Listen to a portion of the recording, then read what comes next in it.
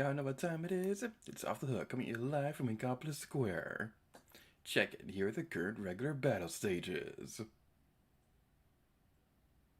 I really hope this is synced up properly, because this is going to be awkward if it's not. Hey, how do you think Little Judd is related to Judd? Are they brothers? My headcanon is that Little Judd is the time-traveling Judd from the past. And these are the current ranked battle stages. Ah, Clan Blitz is open! Yay! Okay, can I ask the people with chargers here to stop sniping me from up high? I mean, you can, but they probably won't listen.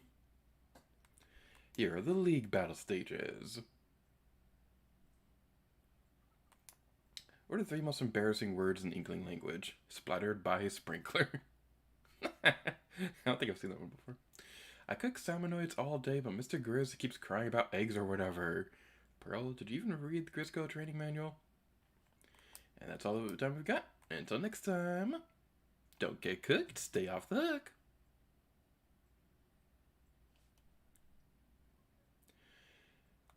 Hello, beautiful people of the world. Reminds the year to you, and welcome back to a Gator stream. Now, I posted a little bit while ago on Twitter asking people what they'd want to see in the next Gator stream, and people voted for the Flipside Pit of 100. Hey, happy birthday! Hope you're having a nice day. So I posted on Twitter asking what people would want to see in the next Gator stream, and most people voted for the Flipside Pit of 100 Trials, and I wanted to do that today, but now it's probably not a good time for that, so today's just going to be like a random gaming stream for whatever I feel like playing today. We might get around to doing the Pit of 100 Trials a bit later today.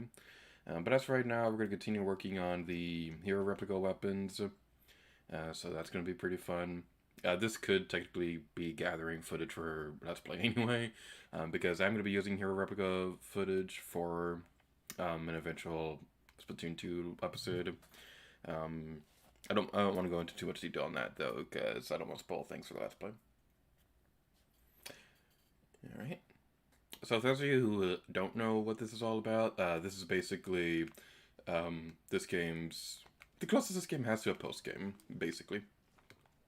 What we're doing here is that we're trying to complete every level in Octo Canyon with every weapon, so that we can get the hero replica weapons. Those are super powerful weapons you can take online, but they take a lot of hard work to actually get, which is why not everybody has them and things like that, but they're not like super overpowered, so you're not missing much if you don't have these. There's a lot of great weapons in the game, so I'm just mostly doing this so that I can show off the things that I plan to show off with the hero replica weapons. We did have an episode going over this during the Let's Play, but we only covered the first world. I was going to cover all of them, but this requires a lot of replayability, and editing just those first couple levels was kind of a pain on its own, and that video took a long time to render.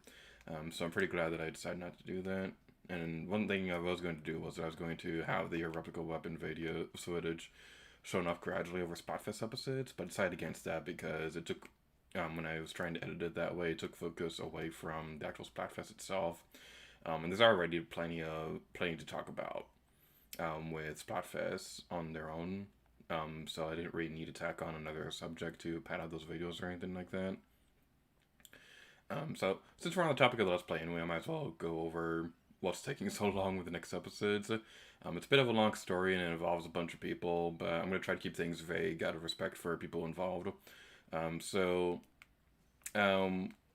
those of you who saw the previous episode, you may notice that we had to change the voice actor for Marina and Pearl, and it was going to be Gaming with Pi for a while, but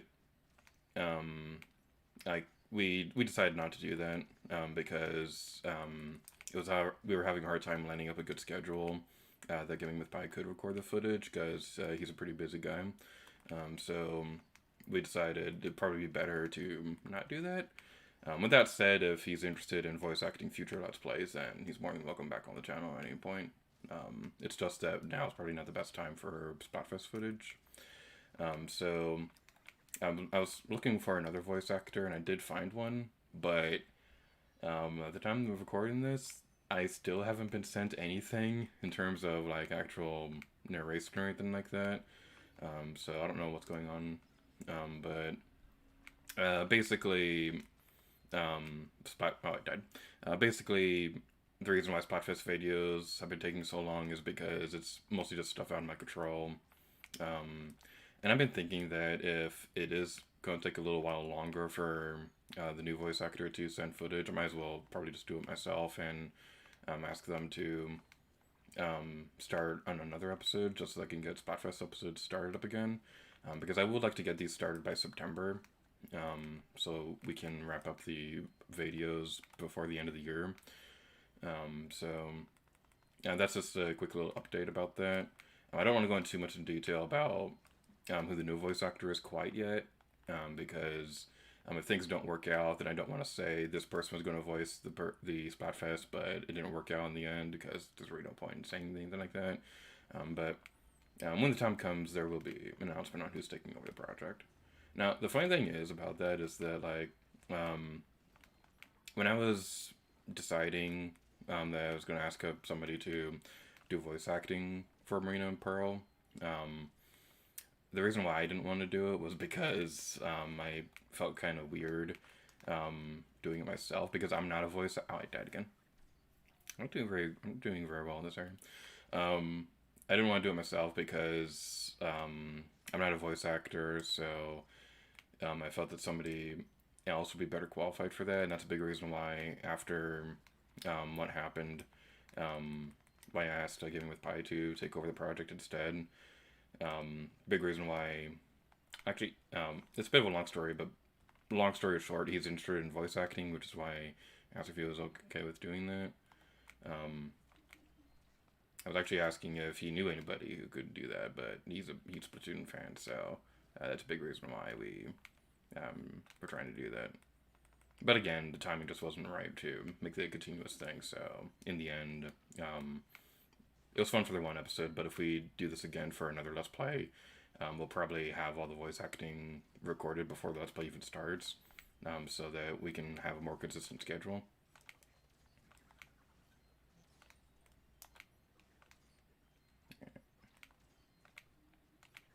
Okay, I took care of you, and we're getting pretty close to the end. Alright.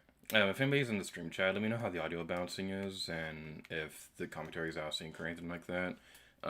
We were a few minutes late starting this because I had to resync the commentary. I had to resync the commentary before starting this, because like normally with OBS, I have to offset the microphone input by 2160 milliseconds. But when I was testing to see if that was going to work this time around, it was still off. So I had to bump the offset up just a little bit more. And it took a few minutes to figure out the exact timing for that and things like that. So, yay, behind the scenes technical stuff. All right, and as for other streams in the future, so I'm really hoping to get a lot of streams done before the end of August. I don't want to go into reasons why specifically now, because there's stuff out of my control that I don't know quite yet if they're going to work out or not. And if they do work out, that's a big reason why I would like to get all this done before August. So we're definitely not going to get every single Breath of the Wild Korok region finished before then. I'm going to try to at least get the Wasteland and the Gerudo regions done by then.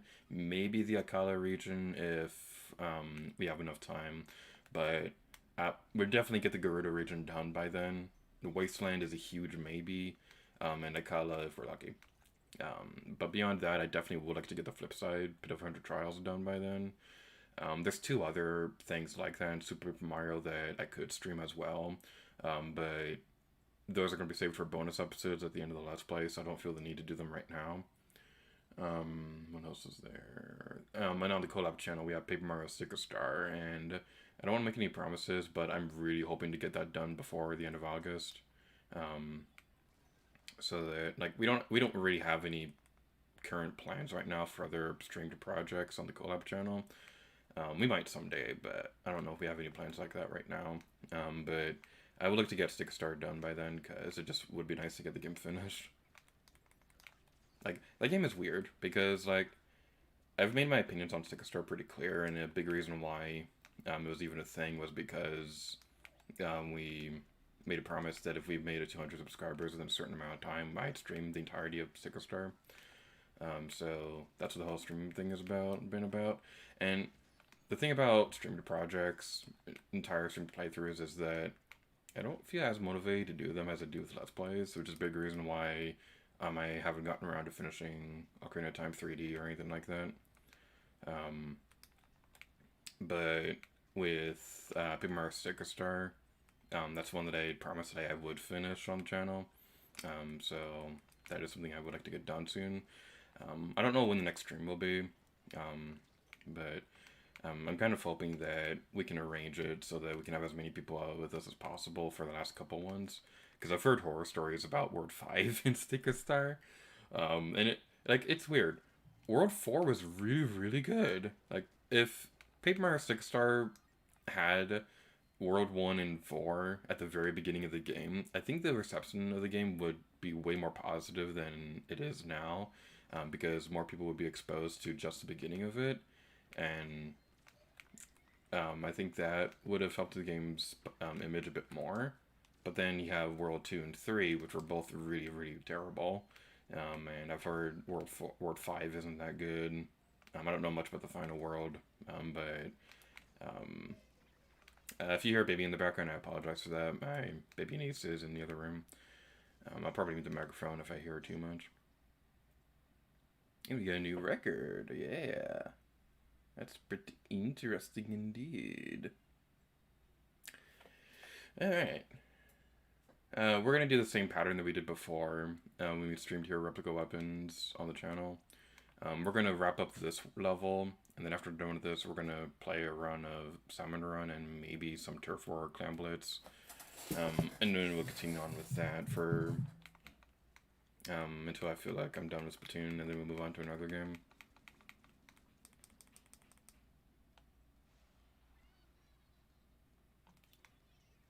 Let's continue on this way. That lack of motivation thing, that's also like another big reason why, like last year I talked about my plans to do an Earthbound challenge stream, where I try to get all the 1 out of 128 items in the game. That is still something that I would like to do someday, but there's a couple of reasons why I haven't done that. The big reason is that I'm kind of wanting to wait to start that until Earthbound comes to the Super Nintendo Online. That being said, the last couple game lineups for Super Nintendo Online have just really sucked. So I don't know if Earthbound will ever come to the service. It would be stupid if they didn't, but the service has been absolute garbage the last couple game lineups. So, like, I've basically just like lost hope at this point that it's ever going to be good. Like, it was somewhat good for a bit because they had the 3 Donkey Kong Country games within the lineups. So I thought that they were going to start a pattern of one game that everybody's really wanting and then a couple more obscure games to get people interested in them. I thought that was an interesting idea. But then after they're done with Donkey Kong Country, they started being bad again. And it's like, you have so many great NES and SNES games that you know people really want to see, but you're just not doing anything with your service. It's especially dumb because they're no longer monthly. Like when it was only NES, it was a monthly thing. So if a lineup wasn't good, it was like, okay, whatever. This lineup wasn't great, but it'll be better next time, hopefully. Now it's like every 2 to 3 or 4 months now. And it's just really, really irritating.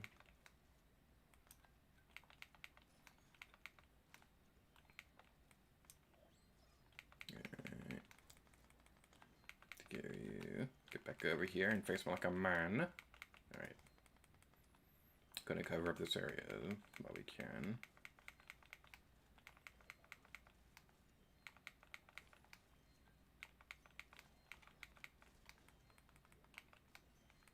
I also apologize if my voice sounds a little different today. Feeling slightly under the weather today. Like, I'm not sick or anything like that, it's just that, like, I don't know, like, I woke up with a scratchy throat, and, that's never a pleasant experience. Let's take care of you. But I don't think it's anything like serious or anything like that. But yeah, let's go this way. Get back over here. Alright. Also, something fun about today is that this is the first stream that I'm doing with my new Zelda Joy-Cons. So yeah, that's pretty fun. So yeah, I got Zelda Skyward Sword and the Joy-Cons the other day. It's actually a pretty fun story. So I've stopped pre-ordering games just in general because I've never had a good experience pre-ordering a game because either the game shows up a week late or when it does arrive, there's like some damage on the game itself. Like Crash Bandicoot 4, it's about time. I did pre-order that game, but when it arrived, the casing was slightly damaged, and it's like, this is a pre-order. How did it get like this? Like, it's not something that I'd like call the store and complain or anything like that. Like, I'm not one of those kind of people. But it's just annoying that every single time I pre-order a game, it's always a bad experience, and I fell. What was I talking about? But yeah, like I've never had a good pre-order experience, which is why I didn't pre-order Skyward Sword HD, even though I really wanted to. So I didn't pre-order that, and like it seemed like every other day my family was checking to see if I pre-ordered it, and like I was trying to be patient and saying that no, I haven't pre-ordered it, but it was like happening like every other day. But then we were going out for running errands and things like that. We just by a Target, and then they surprised me because they did pre-order the game, and it was really awesome. So super huge shout out to my super awesome family for getting me Skyward Sword HD. So yeah, it's weird when my family pre-orders a game. Like when they pre-ordered Skyward Sword or Wii Sports Resort, when that was still new. When they pre-ordered games, it always works out perfectly fine and things like that. So I'm just convinced that I'm cursed when it comes to pre-orders because it's either a week late and I can't get it, or like there have been a few examples where we are pre-ordered a game, and then like about a month or so later I found out that like I had to move out of the city, and I wasn't able to go to that store anymore. But yeah, my pre-orders are cursed. Basically, that's the short version of that story. I don't need to go in the other direction. I could just take care of this guy. Like, it probably would be a good idea to take care of the other sniper over there, but I honestly don't really need to. I just need to take care of this guy, because by the time we get back over there, the armor is going to return. So that's a speedrunning tactic if you need it. This is going to be a really fun game to learn speedrun for, because unlike the first game, you have to learn more weapon styles to get through Octo Canyon. This would be a fun speedrun to learn someday. James and I did try to learn speedruns for Octo Expansion before the Versus started, and because we were experimenting with the idea that we could use speedrunning tricks for that. It didn't work out nearly as well as we hoped it would, though, because the problem turned out that if one person knew a speedrunning trick but the other one didn't, and they were able to pull it off, then it became like a big advantage for the other player. We don't really do a whole lot of speedrunning tricks anymore on versus projects. Like as it is,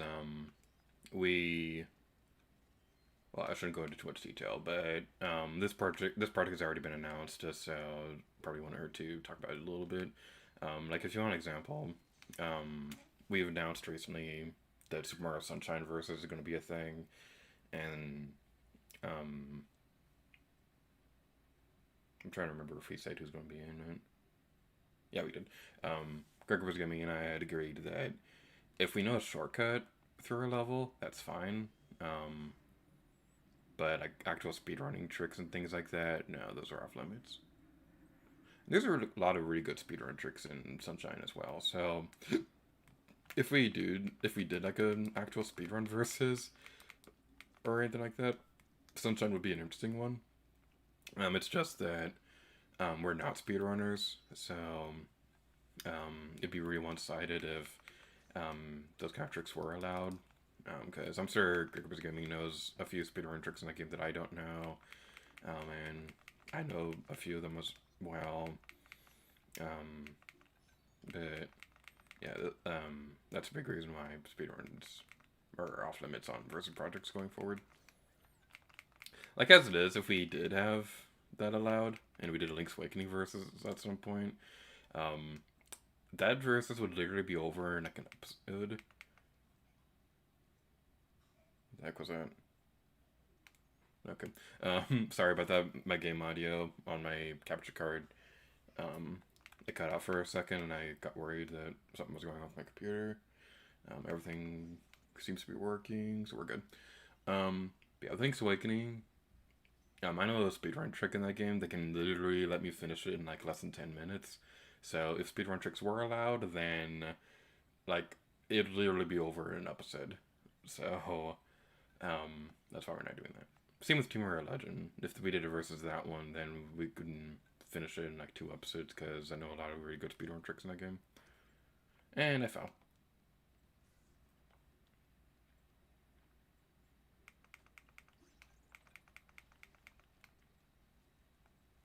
And it's over here. I love the background. This is so pretty.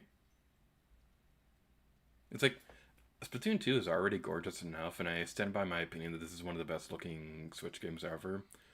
But I'm just really excited to see what they're going to do with Splatoon 3 because they're more familiar with the hardware. We can already see from the trailers that it's going to look absolutely gorgeous.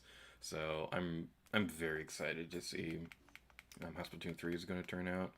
I'll go into more about my opinions on that a little bit later in the stream because I like to talk about that during like actual online matches.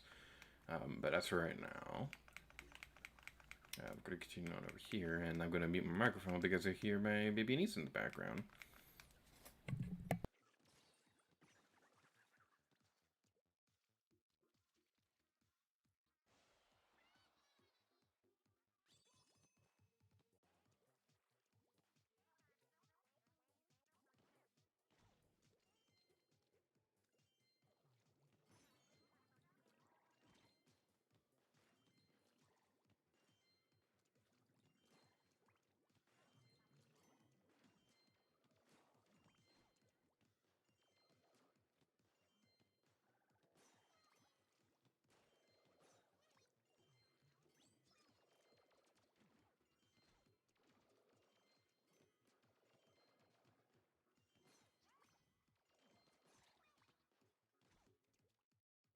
Alright, it sounds like she's calmed down. Alright, let's head over this way now.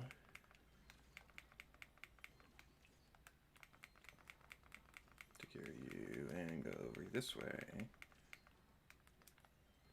One thing that's kind of silly is that, like, this may seem like a super repetitive thing to go through this over and over again, but to be completely honest, I kind of like repetitive gameplay.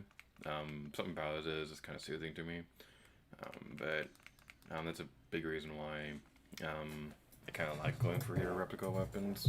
There's also a big reason why I really like Tower Warriors, but I'm not doing this for the Let's Play because excuse me, I was stretching. There wouldn't really be a whole lot worth talking about, showing through these levels over and over again. And I'm gonna mute my microphone again because baby niece is still crying.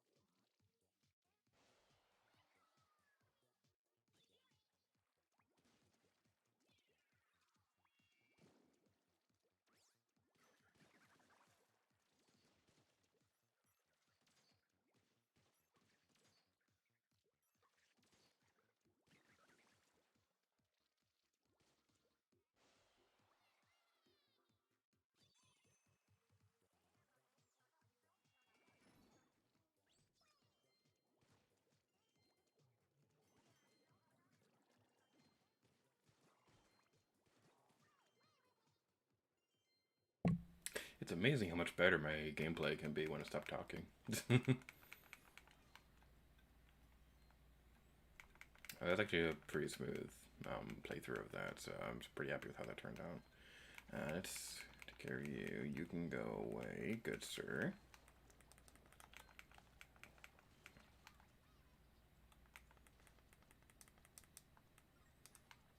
Alright. One thing that's gotta suck with speedruns is that, like, um, auto run levels, like auto run things like this, where it's always on a set track that can't go any faster or slower or anything like that. That's gotta suck for a speedrun, because, like, you're stuck at that specific point, no matter how far ahead you are to the speedrun or anything like that. It's a similar feeling with Versus projects, like if we're playing through a 2D Mario game or anything like that, and we're well, I guess Super Mario 3D Land would probably be a better example, but there are some auto-scroll levels in that game, and those ones sucked for Versus projects because we were always a set distance away from the other player, so no matter how much we want to catch up, we're stuck at that specific spot, and it is not a good experience. So, auto-scroll levels are like the worst when it comes to trying to do a Versus project or anything like that. And go like this. Towering Heights, climb and slide. This is the last time we'll be playing through this. So let's do this. It seems like the Octobrush has like my best times when it comes to playing through these. Because by the time we get to this, I've played through the level so many times already recently. And it just, we can go through these levels pretty quickly with an Octobrush. So that's the thing that's really been really fun about the Let's Play in general is that one thing I was really hoping to do with the Let's Play was encourage people to try out new weapons, because I was trying to say something positive about every weapon type as much as I could, and so with the Octobrush, playing through this for the multiplayer videos and trying to demonstrate it really made me realize just how good the Octobrush is. Like, I thought the ink brush was kind of a bad weapon in the first game, and I didn't really see much of a reason why the Octobrush would be any better. But then playing through the Let's Play, I was like, oh, this weapon is actually pretty sweet, so I'm going to keep using this one. And then after that, the Cancel Octobrush became one of my top mains in the game, so that's pretty fun. I'm really excited to see what the bow's going to be like in Splatoon 3. Because there's like an ink bow thing that can fire 3 trails of ink. So I'm really curious to see how that's going to work. I'm just really excited for the theming of Splatoon 3 in general, because it kind of seems like it's going to be kind of like in a wasteland-like world. So, like, everybody's like a scavenger or something like that. I'm not quite sure if that's the right word for that, but that was the first that came to mind. Or would it be a salvager? I don't care. I said scavenger first, but then I was thinking salvaging from Xenoblade Chronicles 2.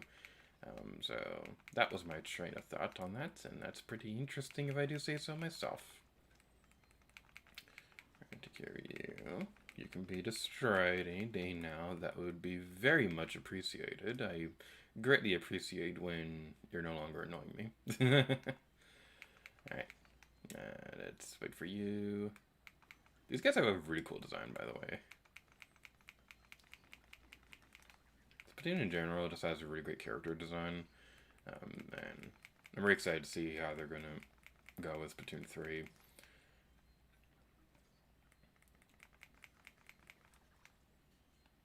Let's continue on this, jump over here, and go this way. Alrighty then. And that was the last of the weapons that we need for Towering Heights.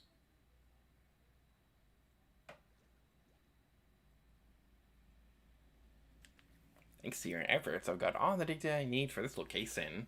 Try out different weapons in other areas. We'll be rolling in more data in no time. Here's something for helping me with my test. Go get your reward. You earned it. Try showing this across the scene in the square. It'll be worth your while. Alrighty then.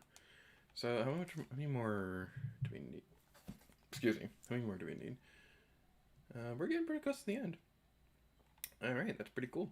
Let's head back to Incomplex Square now. We're going to play a little bit of online, and if I feel like it, we'll go for one more level, and then switch games, or I'm not entirely sure how we're going to handle that. Let's head over this way now. It seems like a lot of posts nowadays in the Incomplex Square are related to Among Us of all things, which is pretty interesting.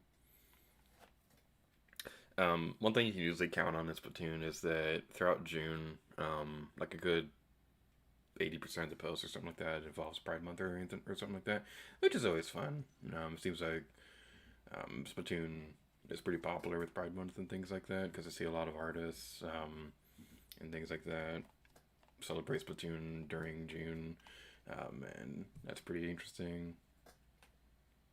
Unable to connect to the consoles. That's just great. Alright, let's try that again.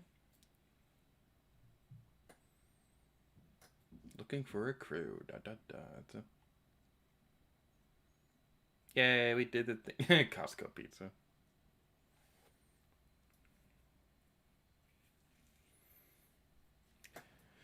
Alright then, let's do this.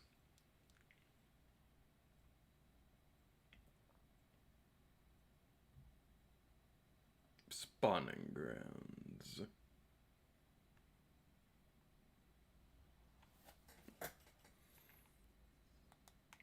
Rabbit Blaster Pro.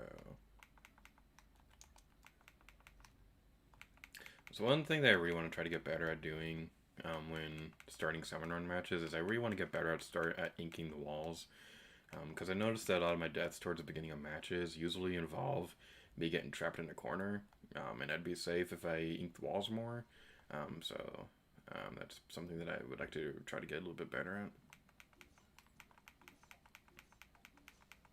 Just like I played a good few hundred hours of this game already, so you'd think I'd like know every trick there is to know about this game, but no, I'm not. I don't know nearly enough about. I don't know nearly everything about the modes or strategies or things like that. Like when I was doing the Let's Plays, I wasn't intentionally planning on it being like a super in-depth guide on the strategies for getting like good competitive level gameplay, but I like to think that Let's Play was at least a little bit helpful. Yeah, darn. Steelheads are my nemesis. They'll always be my nemesis. No, never like them. Okay, I'm gonna work on this guy for a bit.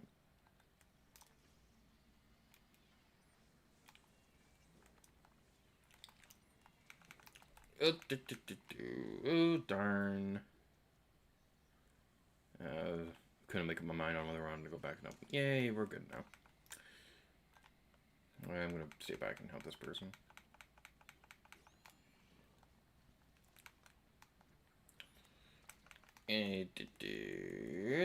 Okay, I would have made that. I would have made that basket if that guy wasn't there.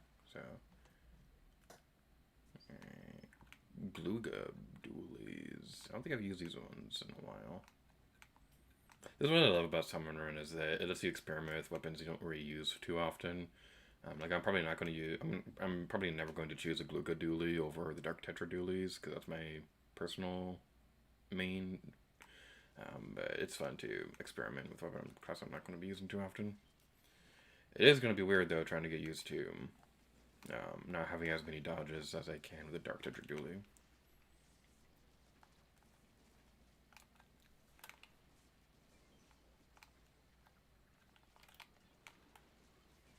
Okay, we got you. That's good. Oh, darn it.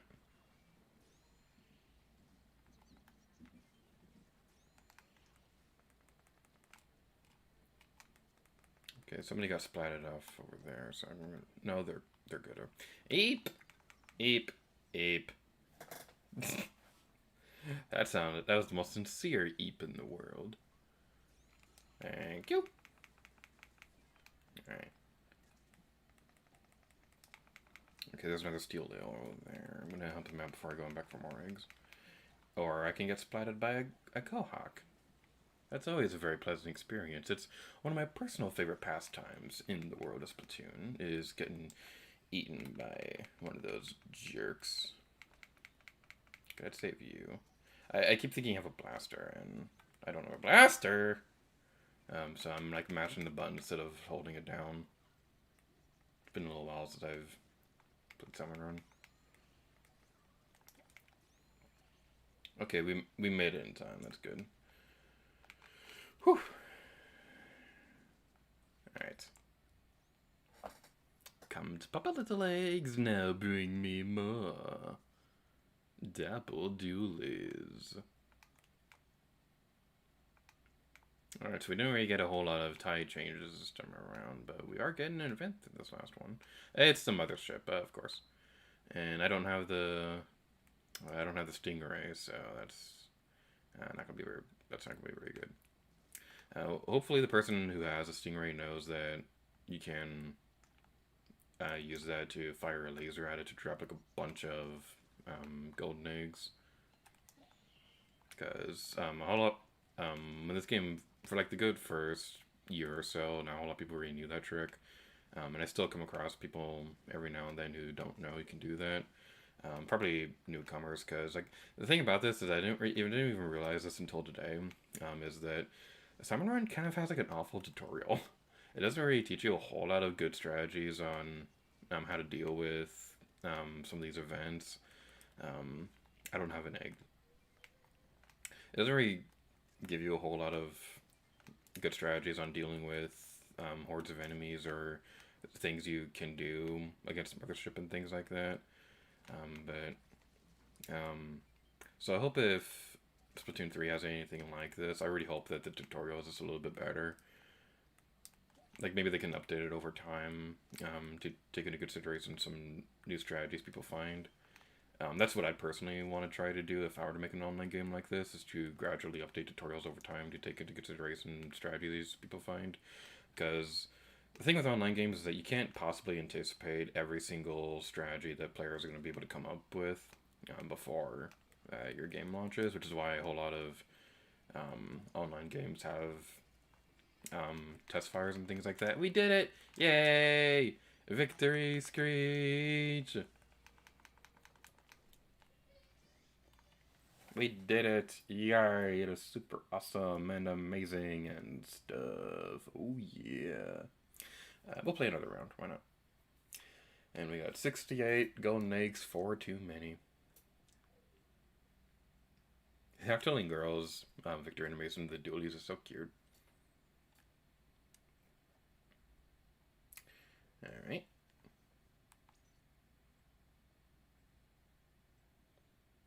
So I mentioned earlier that I want to talk about Splatoon 3 for a bit, because there's a few things I would like to talk about that. So, I'm really hoping that Splatoon 3 is just good, because I knew Splatoon 2 was going to be a good game when it was getting released and things like that, so I'm sure Splatoon 3 is going to be the same way, but there's always that concern that when the sequel to one of your favorite games ever is getting released and things like that, there's always that concern that it's just not going to be as good, or it's just not going to be good in general, because I think this may seem like I'm speaking hyperbolically, but I think Paper Mario 6 Star really did a number on that kind of mindset, because Super Paper Mario is one of my favorite Mario games of all time, and I was really looking forward to Sticker Star, but then hearing that it wasn't really good at all really was kind of disheartening, for the lack of a better term, because somebody already died, because like I was really hoping Stick Star would be good, but then it kind of just wasn't, and yeah, so that's the kind of, I don't think Splatoon 3 is going to be like the Stick Star of the Splatoon series. That's not really what I'm saying. I'm just saying that I'm a little worried that as we get closer to release, it's gonna, like, something's gonna happen where, that was a really smooth splatting on the wall. That was pretty cool. I'm just worried that as we get closer to Splatoon 3's release, like, something's gonna happen where the game is like, oh, that kind of kills my hype just a little bit, and that's a little worrying. Like, one of my big concerns is that I really hope Splatoon 3 has cloud saves. because it is honestly really stupid that this game doesn't. Um, so I'm really hoping that Splatoon 3 does, and this game's lack of cloud saving is kind of a big reason why I just skipped the Switch Lite, and I'm probably going to skip the Switch OLED as well, because why should I bother trying to get a new game system when I can't transfer my Splatoon save data? Because this is one of my favorite games of all time, and I spent so many hours in this game. So if I can't transfer my save data, then it's just not going to be all that fun. Um, and I don't really want to start over from scratch. I could know a lot of really high level players love starting from scratch and things like that. I just can't see myself ever doing that because, like as it is, it took me this long to get to this current level. So I don't really want to go through the effort of just doing that all over again. But as for other things, Splatoon 3, for the multiplayer modes, I'm hoping that all the rank battles return. I missed.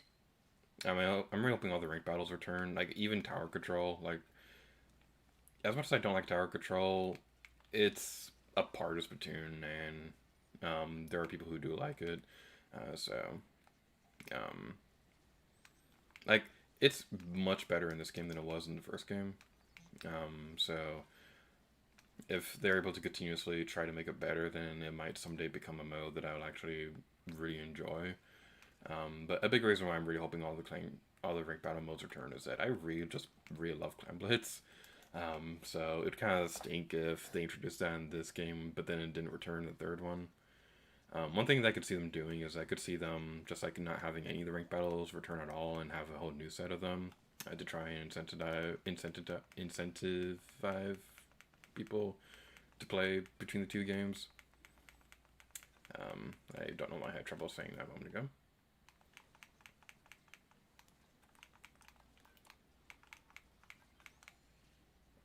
I keep thinking I have the blaster, but I don't have the blaster. I have the Splatoon. Okay, there are two of them right there, and I couldn't do anything with the other one. This is not good. This is not good. Oh, darn it. Darn it. We got surrounded by enemies. It always stinks when you get surrounded by mobs like that, because it's always kind of a tricky situation, because you have to wait for your splat bomb to be able to recharge. But I'm hoping all the rank battle modes return, but the big thing I'm really hoping they change is that if they have to have the system where stages rotate every now and then, rather than letting players decide on what stages they want to play, I really hope they have more than one rank battle open at a time. Because when I'm playing through this game and I'm looking through the Switch Online app to see what stages are going to be in rotation, it always stinks that whenever I have a set dedicated time that I can play the game, but a stage I don't like is in rotation, or a mode I don't like is in rotation. That always stinks. So, what I would do is that I'd have a system like this right now where you have 3 pairs of stages, but remove the league battle limitation. If you want to play with friends, that's fine, but just have 2 rank battle modes available in rotation at a time. I want to get back up here. To have 2 of those in rotation at a time, so that, like for example, if you have Clan Blitz and Tower Control both open up, then even if I don't particularly care that much for Tower Control, I can still work my way on rank. I can still make progress on rank battles. So that's something I hope they do. This Walk of Death is always kind of nerve-wracking because you can't refill your ink at that point. You can't refill your ink here because if you try going into squid form, you're going to fall through the grades. So what we're doing now, I want to save you.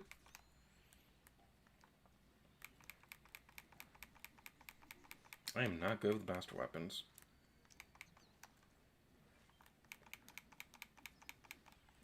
I'm never going to be good with this stupid weapon. Okay. There we go. Well, it took you an eternity to die. Let's finish you off so we can clear a pathway for my buddies to get across. But beyond that, I'm also really hoping Summon Run returns, because, like, I absolutely love Summon Run, and I've said plenty of times that it's my favorite multiplayer mode in Splatoon. So if something like this were to return as well, I would really love that. There are a few changes I would make though. Like I would keep it open forever, because that's like one of my big complaints with this game is that Summon Run isn't always open. It's kind of silly that's not. So that's one thing that I would change. But I'd also introduce like if you're like the top professional tier, then you'd unlock an endless mode, because it would be fun to see just how long you can, just how many waves you can actually make it through this game without losing. I think that would be really cool. They don't have to do that. They don't have to make an endless mode. Like I know a lot of people really want that to happen. I'm just saying that I think it would be cool, but if it doesn't happen, it's not the end of the world. Summon Run's still amazing, so if it returns at all, then I'm sure it's going to be great. They are signaling for us to go this way. Who was signaling that? I can't see who it was, so I'm going to keep doing my own thing. Yay, see people up here now. Alright. Let's head over there and take care of the giant tower guy. I don't remember this guy's name.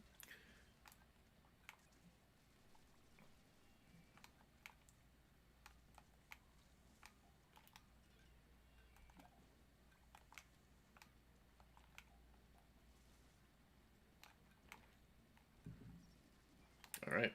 That was a pretty smooth attack. Alright, take care of you. Head back up here. And there's one more we can grab, and then we can go on our merry way through our path of glory. There are people over here.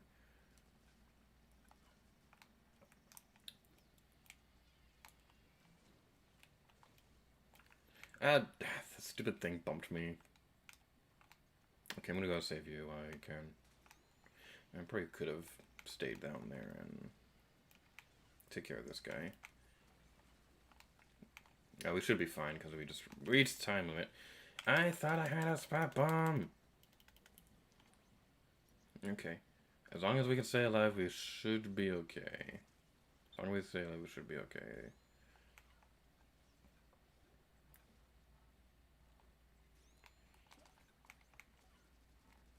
Okay. Let's go like this. Oh, the bed's over. Alright. Gluga doolies. And now we're going over to the beach.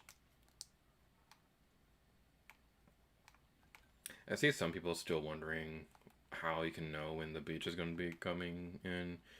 There's an indication on the bottom of the screen, like the little tidal wave thing. If it gets to the bottom, then that's how you know when the Summon Run beach thing is going to be.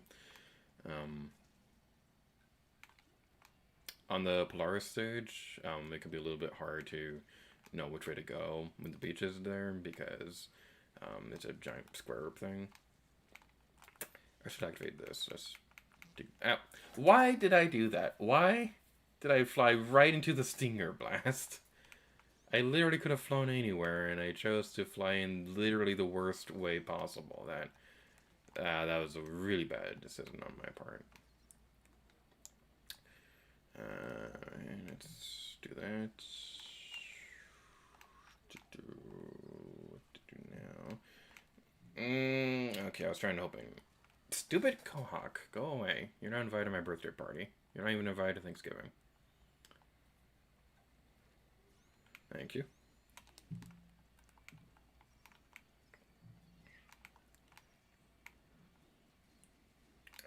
Okay. Alright, that's... Okay, we got you. That's good. Ah, there's a stinger attacking my beautiful face. I did not appreciate that one bit. Okay, I saved you, so that's good. You should be able to get one more in time. Yes, we did it. That's good. That is very good. That is very, very good. Let's save you. I couldn't make it in the end. Oh well. Yay! Victor.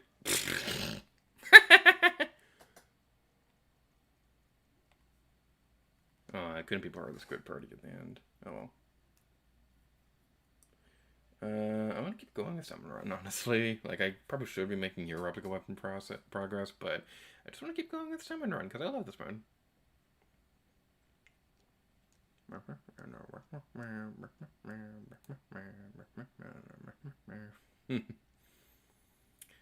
Alrighty then.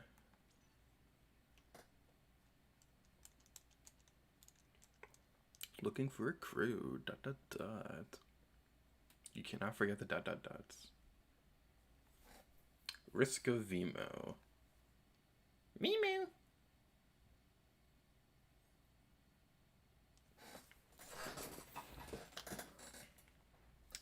Salmon Run spawning grounds.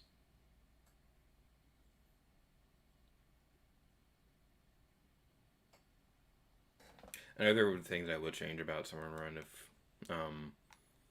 if I were to change anything in Splatoon 3, if something like this does return, I hope that they make it so that more Salmon Run stages would be in rotation. We're starting off with the mothership. Great. This seems to be the popular event this time around. Because that was like one concern that I had with the Let's Play when I was playing this out was whether or not I'd be able to demonstrate all the Salmon Run modes, because all the Salmon Run stages and all the events and things like that, because it's all hugely random. So it'd be difficult to find the time to be able to do that, but I eventually was able to do that, and it was really cool. So just in general, I've been really happy with the Let's Play so far. We still have a ways to go. I believe we're... how many videos do we got? We're on episode 88, I think, right now. We have like 12 videos to go. And I gotta mute my microphone because Baby Niece is being really loud in the other room.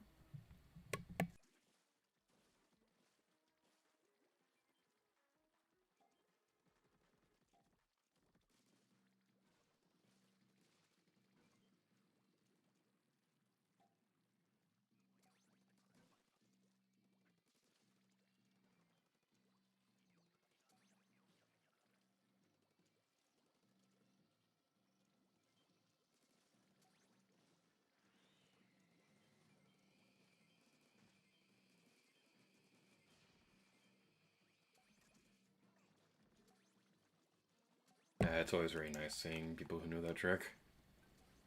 I wonder if anybody learned that trick from me. Like, I don't know how many people actually use my other videos as walkthroughs or anything like that.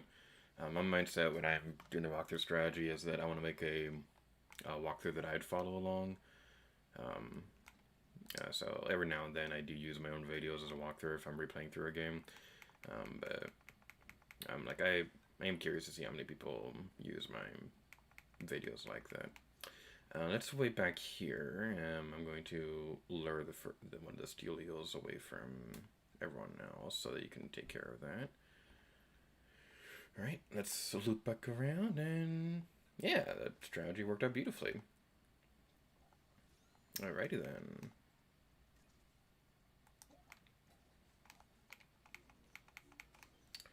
Alright. Let's hit this right now. One thing that's really fun to see when... that was beautiful. Wow. One thing I love seeing whenever I'm watching Let's Play this game is I love seeing other people's strategies for when they're playing online. Because you have some people who grab one egg and then go off and fight another boss summanoid. But then you have other people who stay behind, and while everyone else goes and fights the other things, they'll go back and collect the rest of the eggs so that the jumps don't steal them. And it's just really interesting seeing that. Like, literally, earlier today, I was watching a Splatoon 2 streamer, and we were talking in the stream chat about strategies at the beach, and I was talking about how one of my favorite strategies is that if there's a ton of boss summanoids and it looks like we're going to be in a tough spot, what I usually like doing is that if we've already met the quota, I like to go back to the center of the stage, because the enemies will only spawn on the beach. And if they try to track me down, then it's going to take a little bit longer for them to get to me. We got 34 that round? Wow. That was a really good round. But yeah, if there's a bunch of enemies at the beach and it looks like we're in a tough spot, I'll try to get back to the center so that if they do try to follow me, it's going to take them longer to get to me. so that by then we'd run out the clock and we'd be able to move on to the next wave. That usually works out, but then the streamer was talking about how they don't personally like doing that. They like to stay behind and try to save as many of their teammates as they possibly can. And it's just really interesting seeing what strategies there are out there. And to be honest, their strategy of staying behind may be a little bit better, because I'm sure it's annoying for some people to play with you and like you're leaving them all behind and things like that. But then I wonder if my strategy might also be better, because my strategy usually guarantees that we'll make it to the next wave, even if we don't get as many eggs as we could. But I usually only really do that if we're like in a really tough spot, like if we're surrounded by moths and steelheads and things like that. This is a tough spot. Speaking of which, that strategy obviously wouldn't work for a wave like this, because they're all coming from like all around. Whereas when you're only dealing with enemies on the beach, they only spawn on the beach.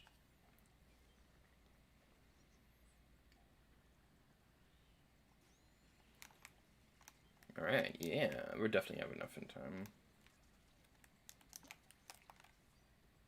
That probably wasn't the most ideal usage of that.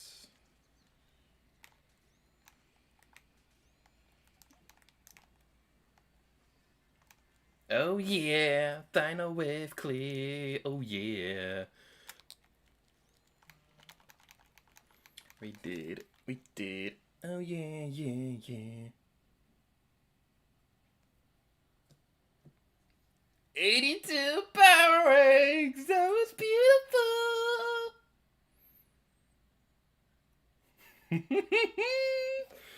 Oh, that is a good note to end someone run on. Actually, oh, we're so close to maxing out the rank. We're so close to maxing out the rank. Okay, one more. One more and we'll be okay. Looking for a crew. Dot, dot, dot. I'm in a really good mood right now. That was awesome. You know, if Splatoon 3 wasn't coming, there's a car outside. If Splatoon 3 wasn't coming, I'd still probably be streaming Splatoon 2 regularly after the Let's Play is over. Simply just because I just love playing this game. So, I don't know how Splatoon 2's content's gonna work beyond after Splatoon 3 becomes a thing. Because, like, my big goal is that we're going to finish the Let's Play before Splatoon 3 happens. Like I said before, towards the beginning of the stream, I'm really hoping to have the Let's Play wrapped up before the end of the year.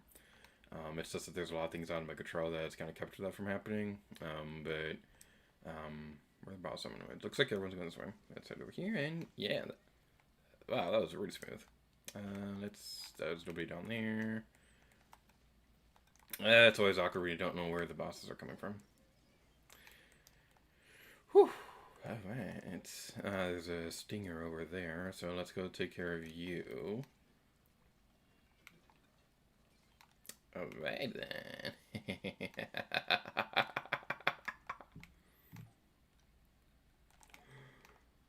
Alright. But yeah, we'll definitely be done with the Splatoon 2 Let's Play before Splatoon 3 comes out. Like, a big reason why I'm hoping that's the case is because, like, there was no break whatsoever between working on the two Splatoon Let's Plays, because the grand finale of the first game happened pretty close to, like, the finale of the first game happened pretty close to this game's launch, and I was recording Splatfest footage right away and starting to prepare the Let's Play pretty close to that. So, like, there was also all the Versus projects we did on the collab channel, so there was, like, no break of Splatoon content, for, like, a good few years. Like, I've been doing this since 2016, so I've been doing Splatoon content for 5 years straight, and I don't mind it. I love Splatoon. It's just that, I'm hoping there's a little bit of a gap between the grand finale of this Let's Play and, Splatoon 3 coming out, so that there'd be a little breath of air, and not having to work on Splatoon stuff for all the time. Like, I have ideas for how I do an eventual Splatoon 3 Let's Play, but Like, we don't really know much about the game right now, so I obviously can't, like, actually work on Let's Play notes or anything like that. Like, even though, let's be honest, a Splatoon 3 Let's Play probably is going to happen, um, it's just a matter of, are the ideas I have right now going to work realistically? Because there are some games out there where, like, I had a lot of ideas for how it was going to work, but then the game actually came out and I realized, oh, that's not going to work at all for this game.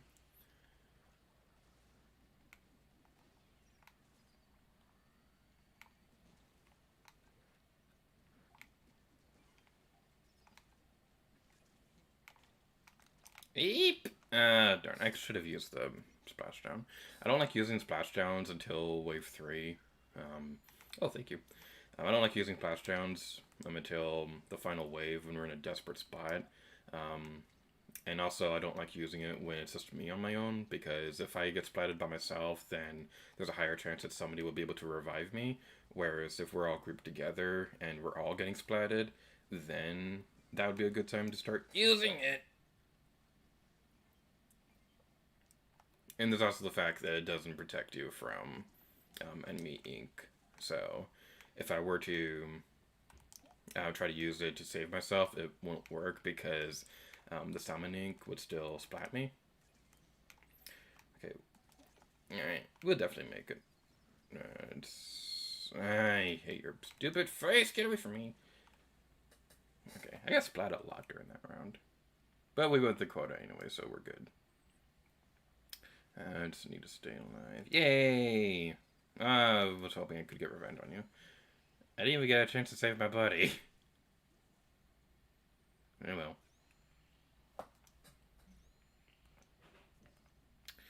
Now we have double dualies. Oh yeah. The egg basket is waiting. Now go get me some golden eggs. I really want to know what Mr. Grizz looks like. Like, is Mr. Grizz like actually a bear? Because like all the statues and stuff look like bears, but it could just be that whoever Mr. Grizz is like just really likes bears in general. So we don't know if they're like a Salmonoid or someone like that. My headcanon is that they are a bear.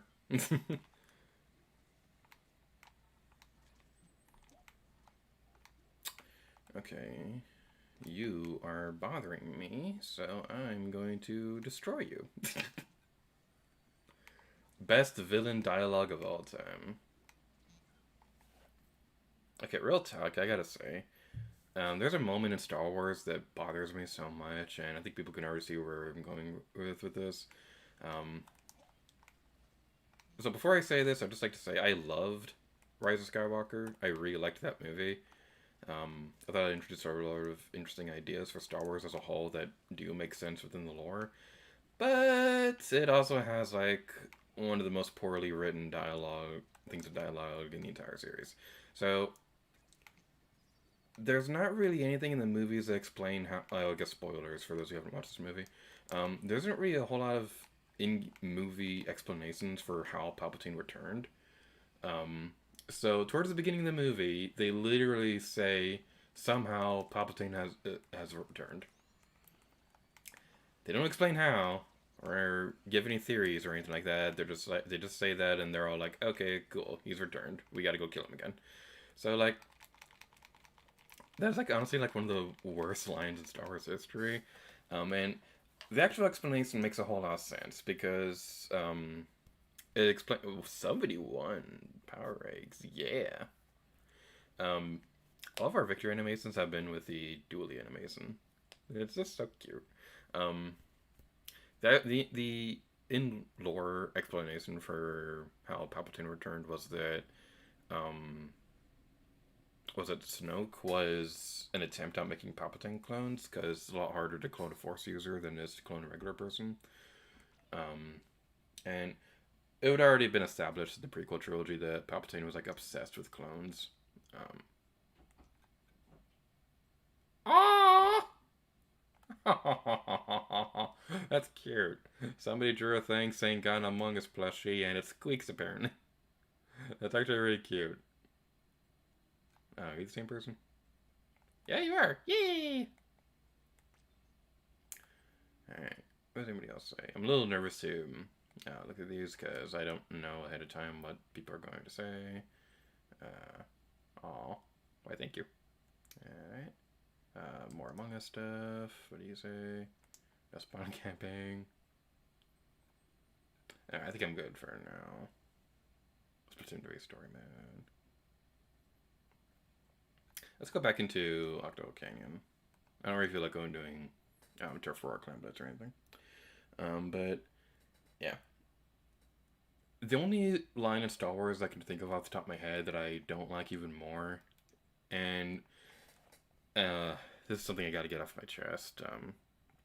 So I haven't been shy about my opinions on Clone Wars. I really, really do not like Star Wars: The Clone Wars. I don't think it's a good show. And it's weird because I did watch bits and pieces of the last season, and the last season is really, really good. It ties into Revenge of the Sith really well. So why couldn't the rest of the show be like that? The rest of the show kind of feels like a random bunch of random ideas that don't really make sense in the grand scheme of things. Like, Ahsoka herself, I think she's a fine character, but I don't think it really made a whole lot of sense to just suddenly say that Anakin had a Padawan the entire time. But like over time, like it gradually made more sense when they brought in more things. Like they did that more so to what I'm trying to say. They introduced Ahsoka more as a way to help make more sense as to why Anakin left the Jedi Order. But I'm getting really off topic. The point of me bringing this up was I wanted to talk about my least favorite line in Star Wars, and this line from the Clone Wars is a big reason why I gave up on that show. So there's a part where they're on a starship, and they're talking about there's like this parasite going around that's like controlling people's minds and things like that and making them evil and whatnot. So there's Ahsoka and what's her face. I think her name is Barriss Offrey, whatever her name is. She gets captured by clone troopers who are already being infected by that parasite, and the clone trooper says something along the lines of, "If there's one thing we clone troopers know how to do, it's how to stop a Jedi." I hate that so much because that should have been a huge red flag that the clone troopers are going to turn on them. They say that just so casually. Nobody ever suspects a thing. Barriss Offrey doesn't say anything about that to the Jedi. I was like, hey, so this guy said that, like, they know how to stop a Jedi, and that's kind of freaky and all, so, like, shouldn't we, like, maybe, not rely so much on them so that we don't get wiped out a few years from now? It's like, oh my goodness, that line is so bad. That's a big reason why I gave up on the Clone Wars show. It's just how terrible that thing was. Like, the actual episode itself was pretty fine.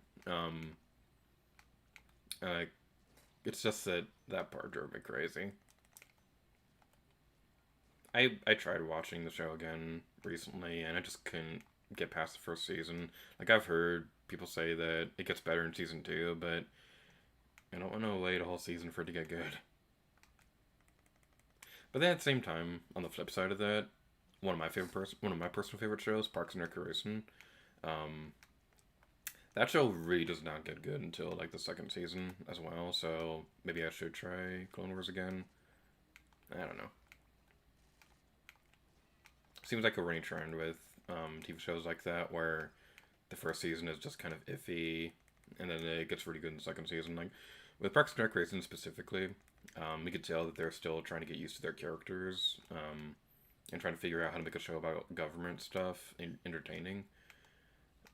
It's not really until they introduce Ben and Chris, I think in the end of season 2, where the show actually starts getting really fun. Same thing with The Office. The first season's fine, but it's not until like season 2 where the show starts getting really funny. I haven't played this level in a while, and I don't remember it too much, so I'm taking my time a little bit more so than usual on this one. It's weird because, like, this level, I also do have a bit of a fond memory of this one because I don't remember if this was like the day that I got Splatoon 2 or just a few days before. But I remember this as being one of the first Octo Canyon levels I was exposed to. Um, because, long story short, my pre-order for the game, um, I pre-ordered it months ahead of time, and it still got delayed by a week. So I wasn't able to play the game for a week, and it drove me crazy.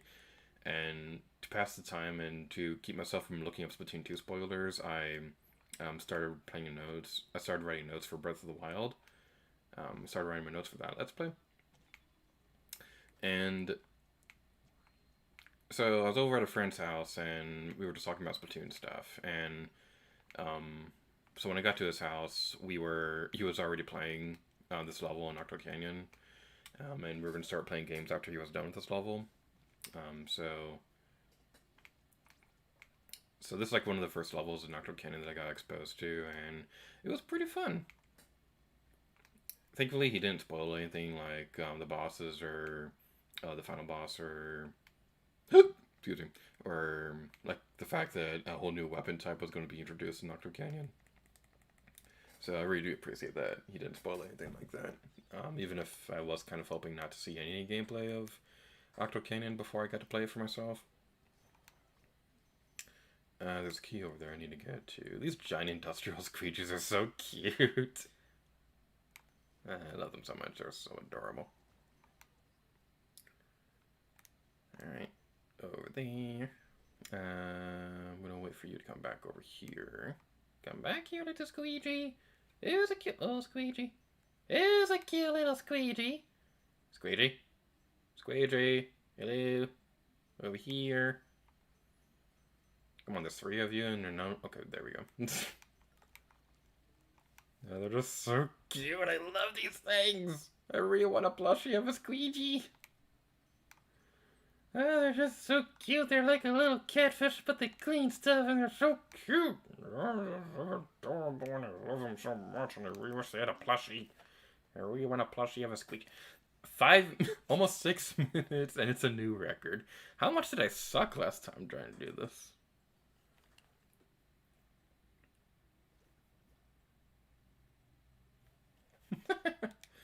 Alright, let's move on to Splat Rollers. Oh, yeah. Hello, Threes Productions. How you doing? Hello, guess who hath returned? Thank you for coming. I apologize for not streaming as much as I would like to. Life's been busy past couple of months and things like that. So I'm hoping to get a couple more streams done throughout the rest of July and August and things like that. I got splattered right at the very beginning. Well, I'm hoping to get some more streams done because without going into too much detail, I'm really hoping something works out in September. That would also mean having to put video content on hold for a little bit. Not indefinite or anything like that. It's just that to be as vague and cryptic as I possibly can, I'm hoping to start a new job in September, and if all goes well, then there'll be like a good month or so where I'm getting settled into my new job, and I need to focus on that. So basically, long story short, I'm hoping to get some stream stuff done before all that. So if it does work out, then a lot of my stream obligations are done. Such as Paper Mario Superstar on the collab channel, or the Flipside Bit of Hunter Trials. So that's pretty fun.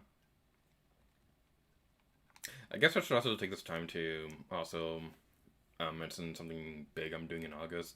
So, without going into too much detail right now, there will be a video about this coming out once we have an exact schedule in mind. But at some point during August, we're gonna have a stream for Splatoon 2 where we're gonna have the viewers play alongside. We're gonna play with viewers and things like that. So, where's the other thing? It's up there. So, yeah, that's gonna be a thing that's gonna happen, and I won't go into too much detail right now, but it's something we'll be recording for the Let's Play. So that's gonna be pretty fun. Let's head down here now, take care of you, and go this way. We're also likely gonna switch games at some point. I'm not quite sure what game we're gonna switch to after we're done with this, but we'll probably we might play Scout Sword HD. I've been thinking about streaming a little bit of that. So if you have any suggestions, let me know what you'd like to watch. Then we can figure something out. This is just more of a casual stream because I felt like doing like a test thing to get back into streaming. So that's gonna be fun. That hurt my feelings and my face. Haha, you fell off a cliff. I'm gonna squid bag you.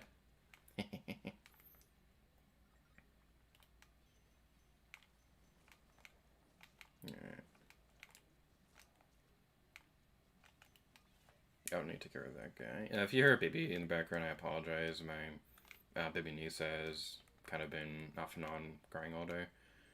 Nothing too bad or anything like that. She usually calms down after a moment. It's just one of those days.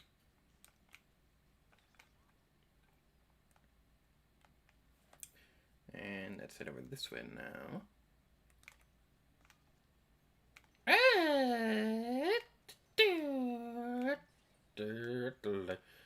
Ignore you guys, because I don't need to fight you. Just want to get out of here. Go for the key and go this way. Whew!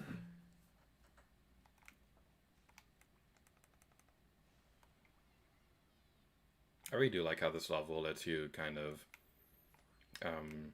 decide your path going through this area, like which order you're going to go get the keys in. That's always pretty fun.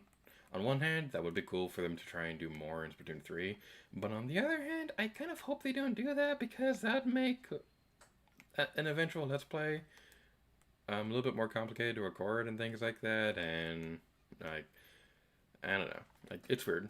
Whenever I'm talking about what I'd like to see in future games and things like that, on one hand, it's like, I would love for them to do this, but on the other hand, if they did that, it would make Let's Playing it a pain in the butt, so kind of don't want to see that. Like, one of the best changes in Skyward Sword HD is definitely the fact that it autosaves now, but also autosaves kind of make recording harder because if something's wrong with the original recording session, I'm gonna actually go back and retry it. If it autosaves over it, I can't do it, so that makes that a little bit more difficult than it needs to be. But I've already done a Skyward Sword Let's Play, so I don't feel the need to do one with the Switch version anytime soon. It's just that, just like in general, I don't really particularly care that much for autosaves purely because it makes Let's Playing a pain. Let's head over there. Get over here now and go over this way. And go like that and go over here. Whew! Alright. It was a lot smoother going on the squeegee than it was the first time we were going through this place. And we'll continue on over here. If the stupid squeegees will get out of the way. Here we go. And jump! Leap of faith! Yay! And now we can go take care of you. New record!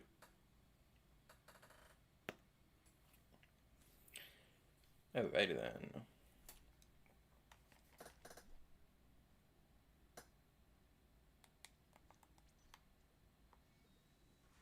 Alright, so if we do play Skyward Sword HD after this, would you rather see...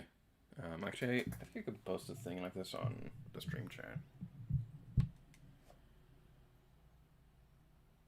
Because like you could do polls on YouTube stream chats now, so I'm going to see if we can do that. If we play Skyward Sword HD.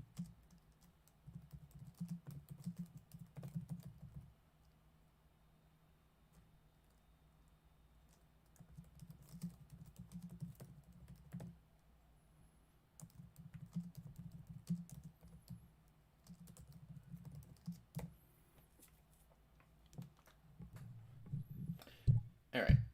Hopefully that worked. I don't see if it worked on my end. So, if there's no poll in the chat or anything like that, then basically what I was asking is if Skyward Sword HD appears on the stream, would you rather see the game from the beginning, or would you rather see where I'm currently at in the game? Because if we start from the beginning, we're probably going to be skipping over cutscenes a lot, because Like I don't personally feel like um, reading over the game dialogue. So would rather see it from the beginning, or would rather see where I'm currently at. Because if we look at where I'm currently at, then I get to see a bit more of some of the bigger parts of the game, and that might be fun.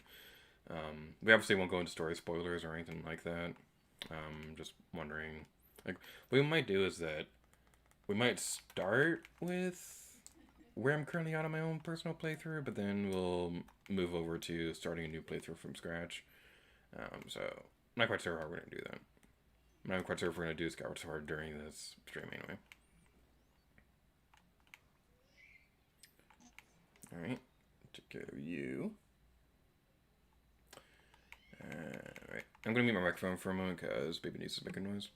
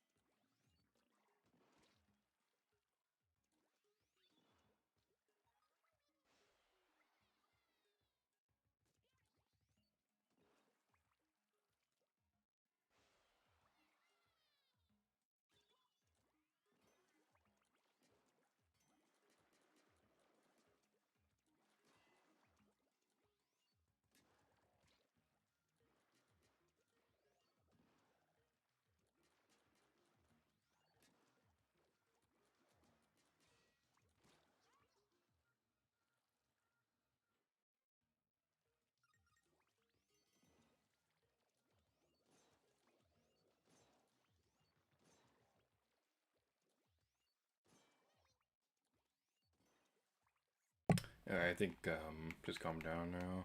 It sounds like she's going to bed. So usual baby noises when just trying to go to bed and things like that. Let's head over here and take care of you. And we got a checkpoint. And the thing's gonna turn around. And now we can go over this way. I don't. You are in my way. Go away. Go away. There we go. I'm gonna try my best to ignore all of you because I don't want to fight you. No, I'm worried. Okay, we're good. We're good. It's all good. It's all good. Whew. Alright. This level takes a while to go through. This is like one of the longer levels in the main campaign, and we fell. Okay, there's a platform down there, so we should be okay. This is gonna be a pain to go through with the sniper weapon. Can we make that instead? We can! That's pretty interesting indeed. Or rather, interesting. Get it? Because inklings and ink and whatever. Oh, excuse you. How dare you punish me for making a bad pun? This is going to be a pain to go through with the sniper. Alright, let's go this way. Something funny is that on the collab channel, when James and I were talking about doing the verses for this game, like whenever we talk about versus projects, I like to think of silly things we can try to do. One of the things that we talked about briefly was the idea that we'd go through the entire game with our favorite weapon class. Like I'd go through with a slasher and he'd go through with whatever he likes. We decided not to do that because like we just wanted to keep the versus project simple. That is one thing we kind of debate over every now and then whenever we're planning out a project, because like I like to think of fun ideas that we can try with the series, but he usually likes to keep things simplistic and things like that. Like there's this one project we were working on for a while. I don't want to go into too much detail on what the actual game is because it's probably going to happen someday. But This particular game would be difficult to do 100% on a versus, but it's one that I'd personally like to try and go for 100% because this would probably be like one of the larger versus projects we could do, and I think it'd be fun to see just how far we can take the idea. But we were debating over how much of the game we're actually going to go and complete.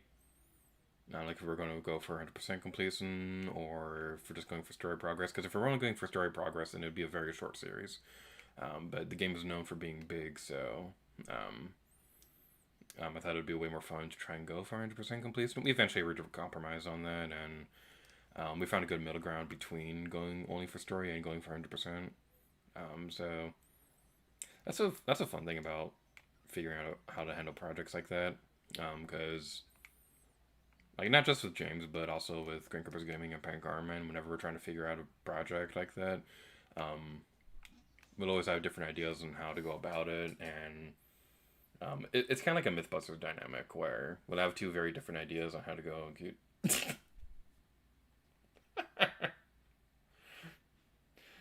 um, I saw the notification on the corner. I know that person, and they're playing SNK Heroines Tag Team Frenzy, and that's certainly a game. That is certainly a game. Um, I was gonna say it's probably not something I demonstrate on my own channel, but we have demonstrated it on Random Number Gaming, and yeah.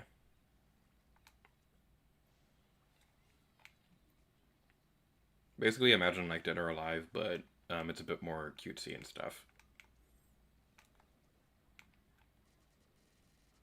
It's kind of weird because like in the grand scheme of things, it's not that great of a fighting game. It's not. It doesn't really have a whole lot of modes, and um, I don't think there are a whole lot of command inputs or anything like that in the game. But like in the grand scheme of things, it's not that great of a fighting game. But it's actually one of my personal favorites because it's the one that got me into fighting games.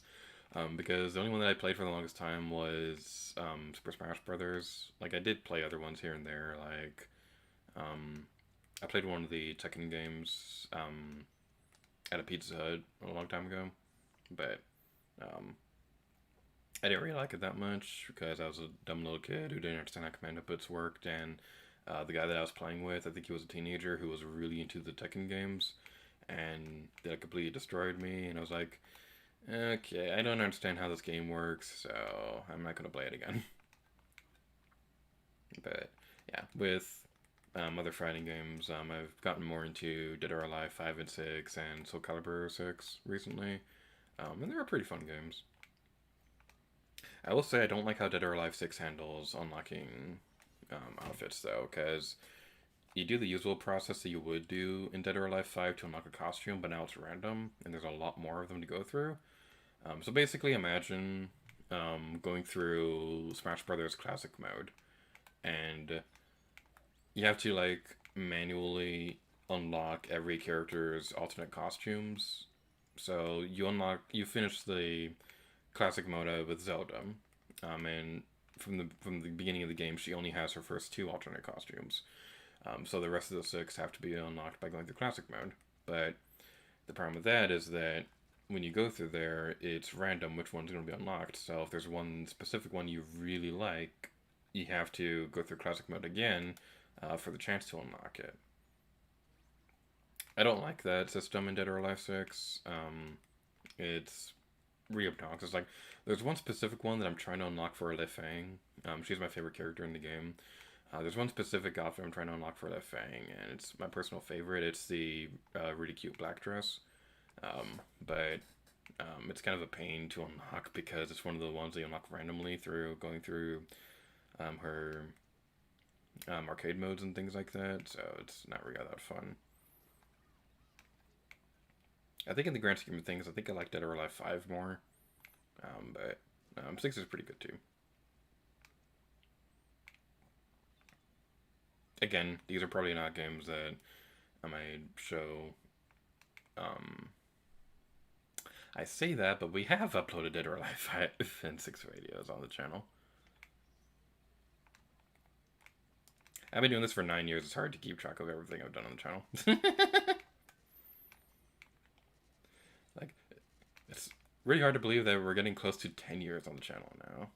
Like, that's really, really hard to believe. Like, there was this, like, I was at the pool the other day, and there's this, there were these kids who were playing around, and we were talking to the parents and things like that, and the younger sibling was born the year that I started making videos, and, like, it was like really surreal saying that, because, like, this person is as old as my channel. I've been doing this for like almost 10 years now, and it's just like really hard to believe and things like that, but at the same time I have so many ideas for things I want to do in the future, so I don't see myself stopping at any point. um, so that's pretty fun. Like, one of my ultimate goals with the channel is to eventually make it to 64 let's plays. I think by the time that happens, I think that'd be like my ultimate goal for the channel. um, but at the same time, like, I have more ideas than that, so I don't know how long we're going to be on YouTube. It's just something that's fun to think about. Ah! But of course, if they keep making Splatoon games, then I'll probably be on YouTube forever. Alright. This level takes forever.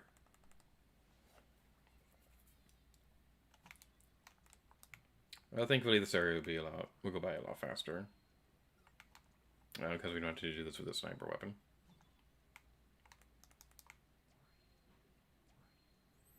Take it there, go down here, go over here, and take care of that.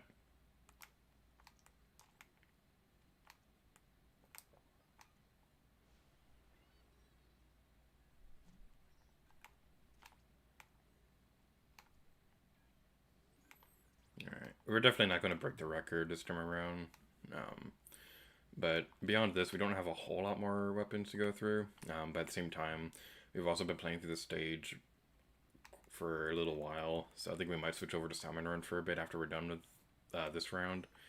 So after we're done with this, we'll switch over to Salmon Run for a bit, play a few rounds of that, and then we'll switch over to Skyward Sword. Excuse me. Let's head over here now. Go that way. That way. Cheat. That way. Nah, darn. Okay, I gotta back over. I gotta head back over this way now. Alright.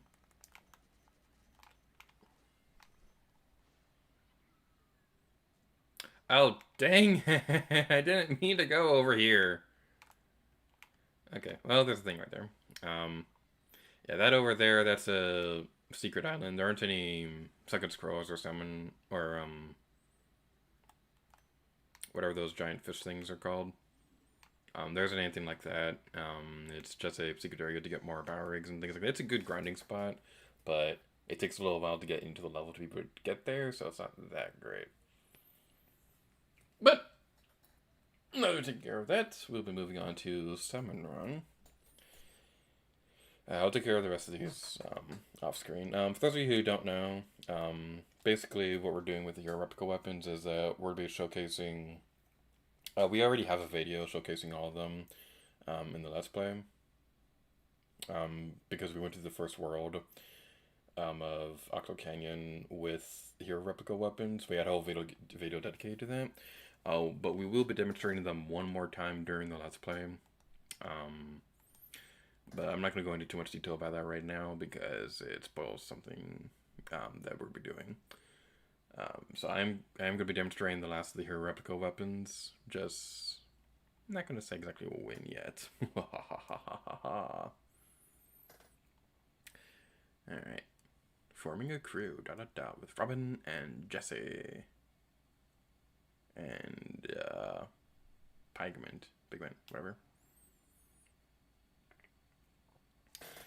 Alrighty then. Game saved! Exclamation point.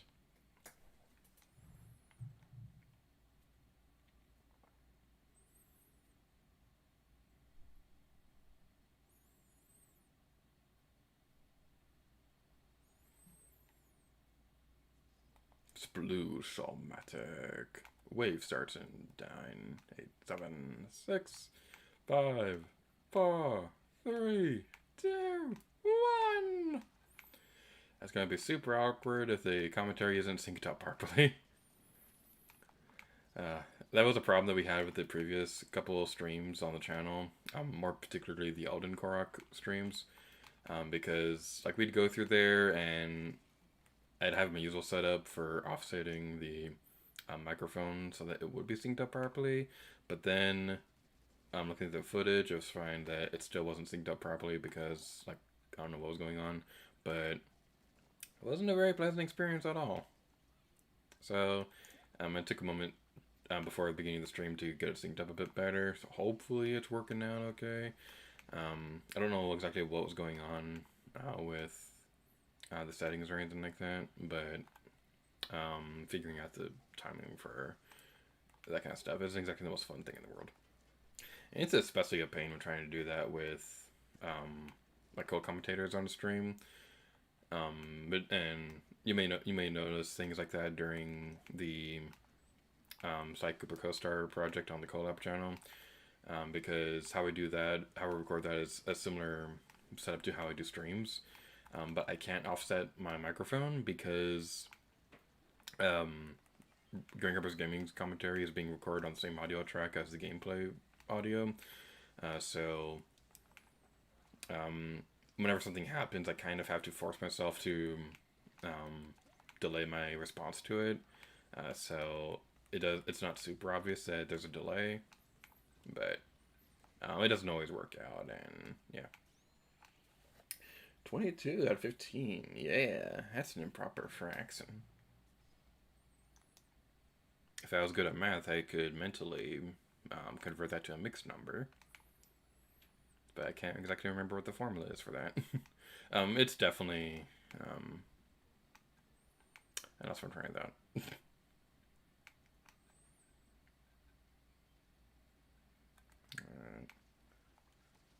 Give you. And James is playing Skyward Sword. Hello, James.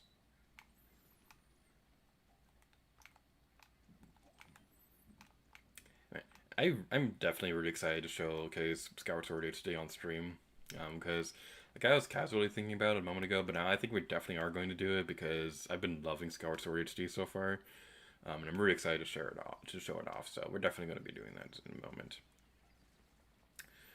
To give you. Alrighty then. Darn it! Oh, to heck. Whew, that was a scary experience. Okay, there we go. Let's head over here. Go this way. And take care of you.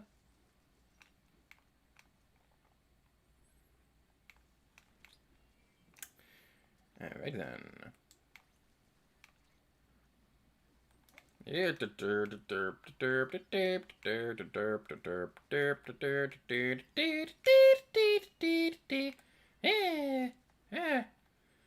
Okay, alright, right here. We're good. Okay, we can do this. We can do this. We can do this. We can. Alright, we're safe. We're safe. We got it. We so got it. Wave 2 clear. Diggs Production says, Bonjour, I got my first Zelda game. Yay! Which one did you get?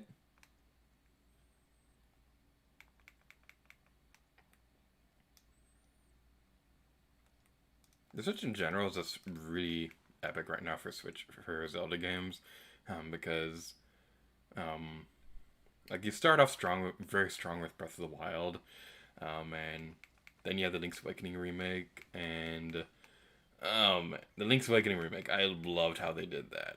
I love the art style they went with it because it looks exactly like how I always imagined as a kid, and it's just so gorgeous. Like, there are a few things I wish they did differently. Like, I really wish that they didn't have to sacrifice the color dungeon, the picture house for the chamber dungeons.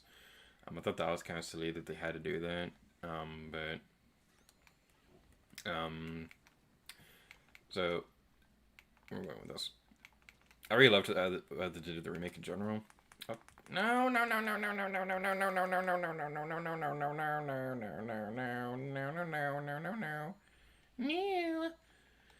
Whew, okay. It's all good now. It's all good now. We are safe. We are down one teammate, but in the grand scheme of things, we should be okay. I think I still have both my splashdowns. Eep! Oh, darn it all. Oh, words I can't say on the internet.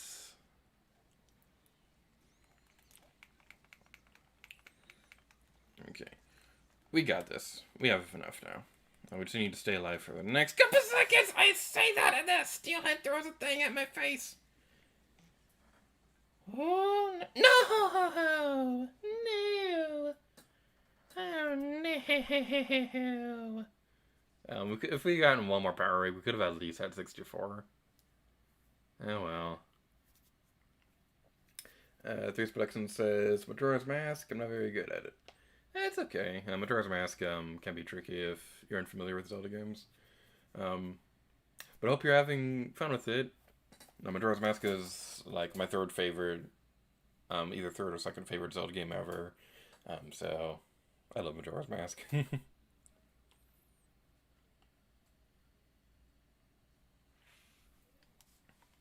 If I were to rank them, my top favorites would definitely be Link's Awakening, Majora's Mask, Breath of the Wild, Skyward Sword, and then beyond that it switches all the time. But like right now, I'm thinking Wind Waker, Link Between Worlds, probably Spirit Tracks after that, and then Twilight Princess. And then beyond that point, I have no idea. But yeah, I've really loved the. Oh, that's a low tide, so we gotta head over this way. I'm sorry if my voice sounds weird right now. I was slightly under the weather, and I think I have hiccups right now, so that's a little awkward to do in commentating. I usually have a trick that works like 99.8% of the time whenever I have hiccups, where like if I have hiccups all of a sudden, I'll eat a spoonful of peanut butter, and that'll usually make it go away. And one trick that I love to do to annoy my friends is that if they have hiccups, then I'll say something along the lines of, "Okay, I'll give you $1,000 if you hiccup it one more time," and then like right afterwards they can't hiccup again, and it's great. But like if it's a situation where like I know they like literally can't stop hiccuping for a moment, I'll say something along the lines of, "Okay, my sister will pay for your college education if you can hiccup one more time." And then they usually hiccup, and I was like, haha, they have to pay up now. Ah, that's not a good. I forgot you could jump with the thing, and I forgot that you could do that, and I now regret all my life choices. That was a mean spot to get cornered in. Ah, darn. Oh, no. Alright, thank you. Okay. Okay, let's save everybody. Like, I would probably go away from the beach to try and wait out the time limit, but honestly, I don't want to do that. Oh, I should have done that. Oh, no, we're good. We're good. Okay. I'm really glad we stayed behind because we got a lot of power breaks at the end.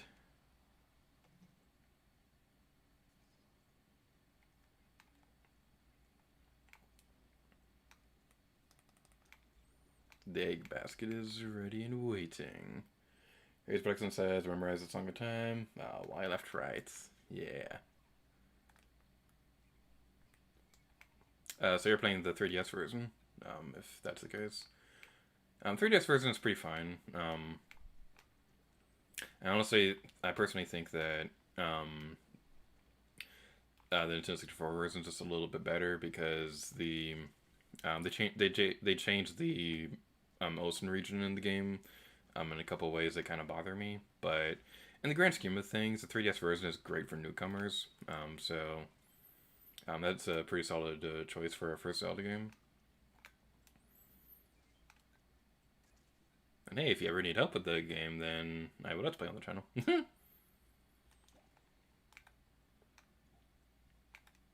Let's head over this way. Let's go in here and destroy all of you. The steel wheel is coming closer. That's probably not the best idea. And there's also a buddy over there I want to save. Do that. Oh, I was trying to save you. If I had activated that a little bit sooner, then it would have definitely wiped out a couple of coax and the and sour squid. Okay, we're good now. Whew. Okay, this would definitely be a good situation that if we make the quota, then... dang it! Oh, I was trying to get away. Okay, I think we'll be okay. They're all going up there. I think somebody did do the strategy of going away from the beach. Oh, I was trying to end the thing in there. Oh well. Whew.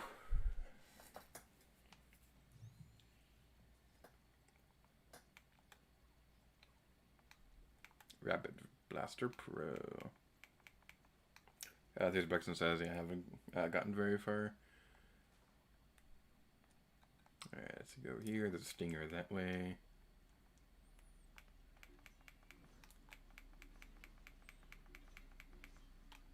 The nice thing about Majora's Mask in general is that of all the 3D Zelda games, aside from maybe Breath of the Wild, I'd say that one is probably the one that's hello, random person playing Animal Crossing.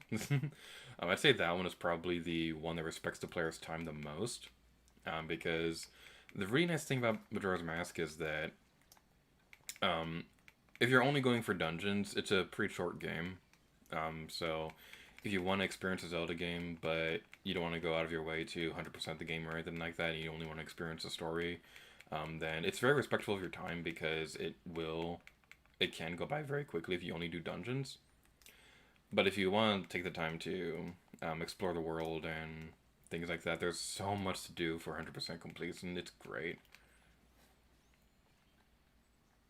Like, the only game that I'd say is more respectful of the player's time would have to be Breath of the Wild, because you literally can end the game whenever you want. So whenever you're going through the world and you're like, alright, I've seen enough of the world, I'm pretty satisfied, I'm gonna finish the game now. It's very respectful about that. That's something that I think a lot of open worlds really should do. Oh, dang it.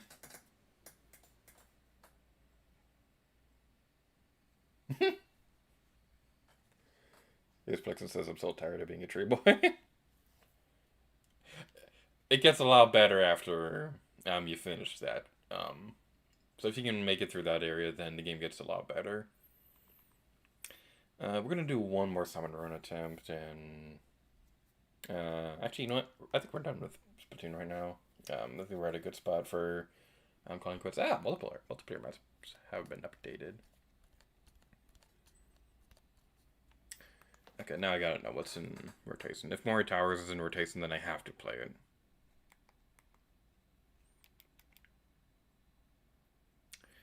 Gobi Arena, Wahoo World. Nah, I'm good for now. Alright, it's gonna take a moment to switch over the games real quick.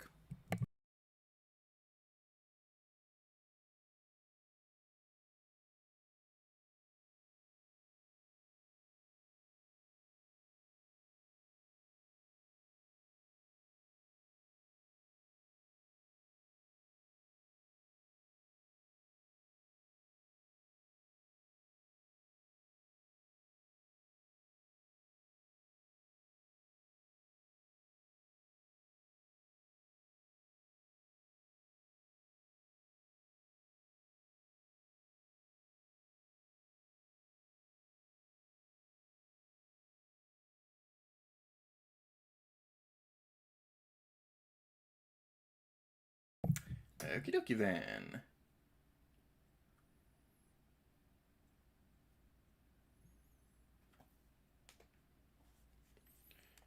Skyward Sword HD. The fairies are meaner than I thought. Yeah. Majora's Mask has really weird fairies. I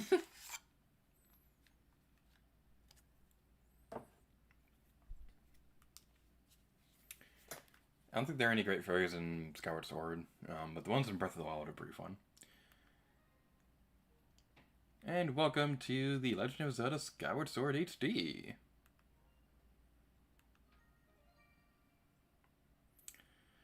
Alright, so we will not be going over story details in during this game. I gotta turn the audio down just a little bit. Audio is a little too loud for my liking. Alright, that's better. But yeah, welcome to Legend of Zelda Skyward Sword HD. This is one of my personal favorite Zelda games of all time, and I'm really happy that it finally got an HD remaster. There are a lot of people who say that they didn't change a whole lot in this game, and while I will agree that, to a certain degree, that they didn't change as much as I hope they did, I still think what they did change improves this game so much. It's kind of like Super Mario 3D. It's kind of Super Mario 3D All Stars, because Super Mario 3D World. I'll get more into that in a moment. But this right here, this is a time shift stone. So if we attack that,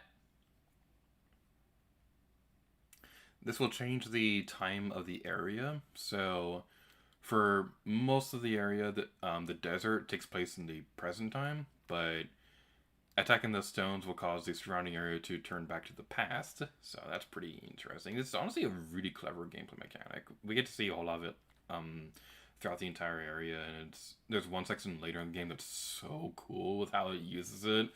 This game honestly has like some of the best and most creative ideas in the Zelda series, and I'm really happy that it's getting a second chance on Switch. So a few of the changes that they made with this game, the Skyward Sword was released for the Wii originally, the thing with the Wii version was that it required motion controls, so you'd use the Wii remote as your sword, and pretty much all your items use motion controls in some way. They even used it for flying and swimming later in the game, which not a whole lot of people really liked, and like, I can understand not liking motion controls, especially if like you physically can't do them, but I love motion controls, so I really loved the combat in the original game. But I really appreciate with this is that they made the motion controls optional. A goddess plume, wow, that's really good. So if I go into the menu, where is it? It's right here, okay. If we go into the options real quick, we could turn off motion controls and make it button only. So by doing that, all of the sword controls are now mapped to the right thumbstick. So we can do that. We can do spin attacks and all that good stuff and use all the controls on that. We can also, when you're playing with motion controls, the right thumbstick can freely move the camera, but with button controls, you push down the L button and then move the thumbstick. It's not that bad. I see a lot of people kind of complaining about that, but I'm probably used to it because I played 2 Minute Anniversary on the Wii and had a very similar control method right there.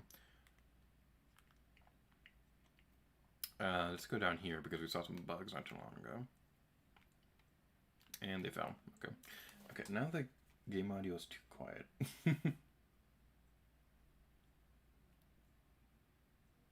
Alright. Sorry for changing the audio like that. Serious Production says it got a Zelda manga. That's awesome.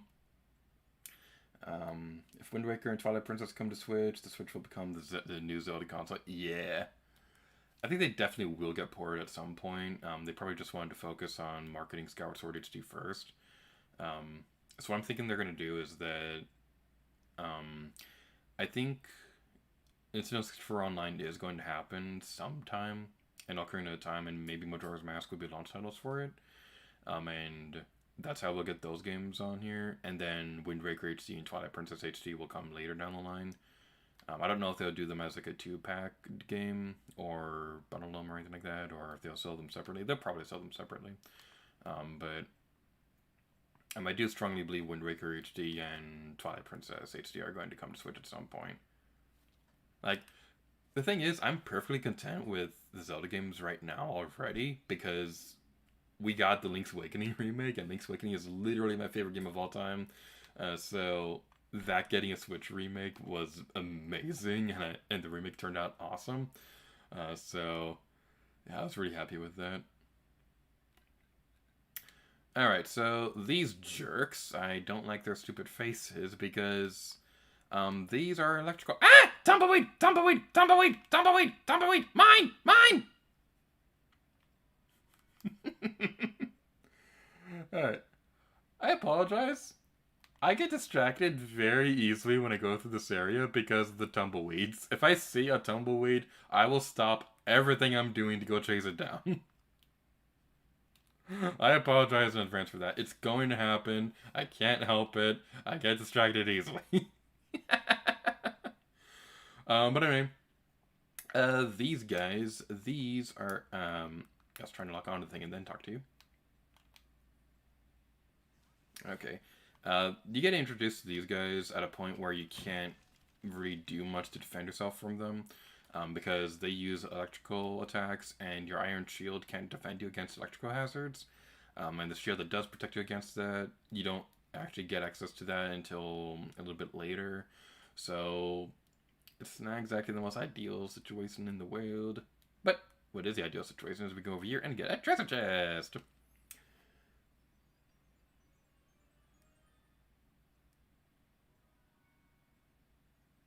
Oh, that was Green Carpus Gaming that was saying Wind Waker Twilight Princess. Hey, Green Carpus Gaming, welcome to the stream. Ah! Tumbleweed! Yay! Tumbleweed! Tumbleweed! Tumbleweeds are used as material upgrade. You can talk about the bug net. Yeah. What else is in the stream chat? Carpus Gaming says next year, 20 years on anniversary of Wind Waker. Yeah. We'll have to plan something super special with that. But yeah, it's over here. What we want to do now is let's throw that over there.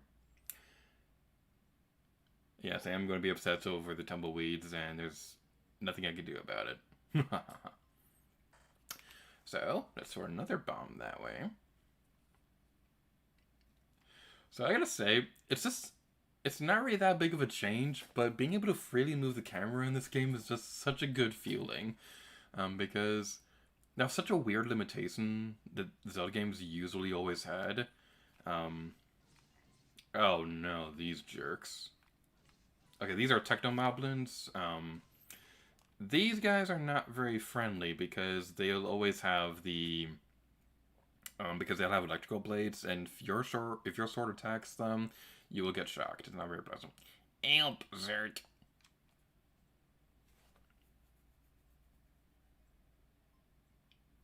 Trace Buxton says I'd like a tumbleweed. Double meaning. Thank you, Zert. If you hadn't come along, they would have sucked all the electricity out of me. Oh?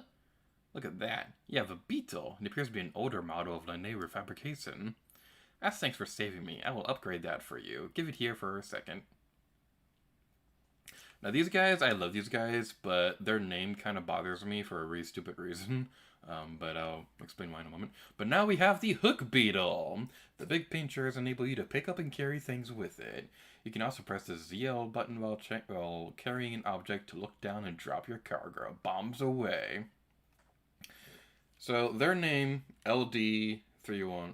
This guy's name is the LD301 series. The LD thing is something I want to keep in mind in a moment, but we'll get into that in a second. I've added a pincher modification so you can grab things. Be careful out there.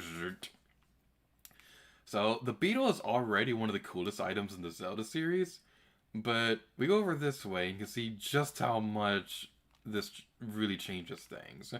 So, let's head over this way. When you're playing with mouse controls, you'll use the Joy-Con to aim where this is going by moving the controller around like a paper airplane. But if you're using button controls, all that's mapped to the right thumbstick, so if you don't like motion controls, then you still can play through this game pretty easily. I might switch over to button controls in a moment just to demonstrate that just a little bit more. But I personally really love motion controls, especially in this game, so I'm going to be playing with them as much as I can. So we'll blow that up and go this way now. So, that robot name, LD. So, the LD abbreviation, it stands for Linear Desert, because that's the name of the region we're currently in. But the thing about that is that's also kind of a weird continuity issue, because at the time frame where the robots are living, this area is not a desert. This area is more of an ocean area. It's all beautiful and grassy and things like that, but the abbreviation stands for Lanayru Desert, so like, did they know it was gonna become a desert someday, or it's just a really weird continuity error that really bothers me, and it really shouldn't. It's honestly not that big of a problem, but it just kind of bothers me when it's not that big of a deal.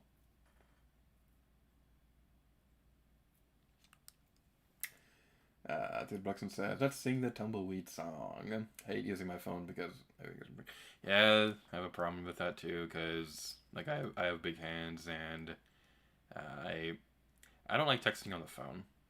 If I have like a big message I want to write on Twitter or something like that, I usually just wait until I'm able to use my laptop.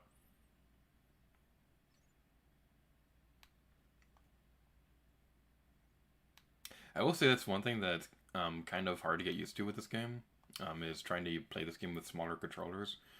Because I've played through Skyward Sword, I believe 4 times by now. I played through it once before the Let's Play, and then there was like the practice playthrough before the Let's Play started, then the actual Let's Play itself, and then I believe I played through it again one more time to completion since then.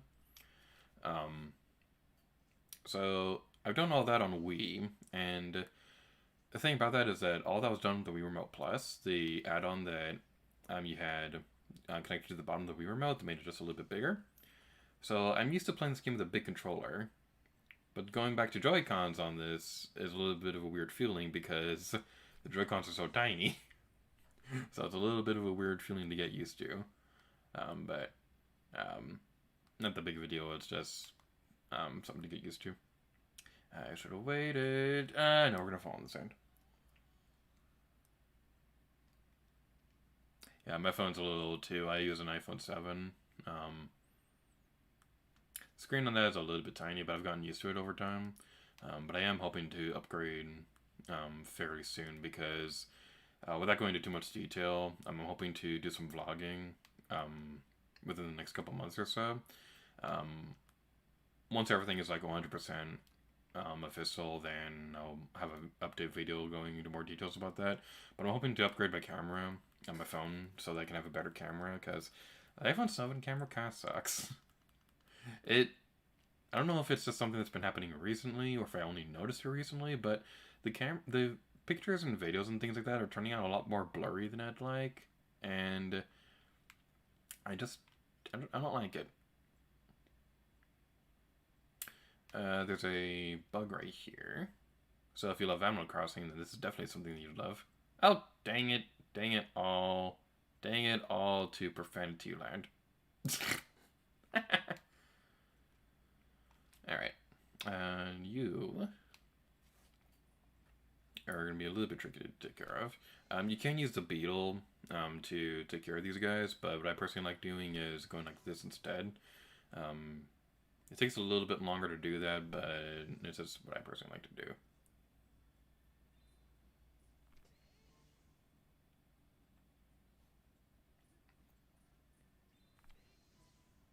That's taking a little longer than I'd like. Oh, you only needed one more attack. So I fell into the sand for nothing. Oh well. We'll probably use the beetle for destroying the next one. Let's go like that, and fly, my pretty, fly! One thing I also really appreciate with this game is that it's so much easier to resync the mouse controls, because I don't remember if there was an option to just like press a button in the original version to, I gotta fight this jerk again. I don't remember if there was an option in the original game to resync your controller. So what I usually do is unplug the Motion Plus if there's a problem, and I'm gonna have to resync it through it that way. It didn't happen a whole lot. Thankfully, I had a pretty good Wii remote, but at the same time, it did happen occasionally. And with this game using only gyro controls, it does desync from time to time. But it's nice to just press a button and it resyncs perfectly fine. It's a pretty great thing. It is kind of weird though, because it seems like Switch games can never make up their mind on which button does that. Because Captain Toad Treasure Tracker, I believe you I think you press down on the thumbstick to do it, or you either do that or use one of the shorter buttons. This game uses the Y button to resync the controller. So it's like Switch games can never make up their mind on which one does that. Alright, and boom.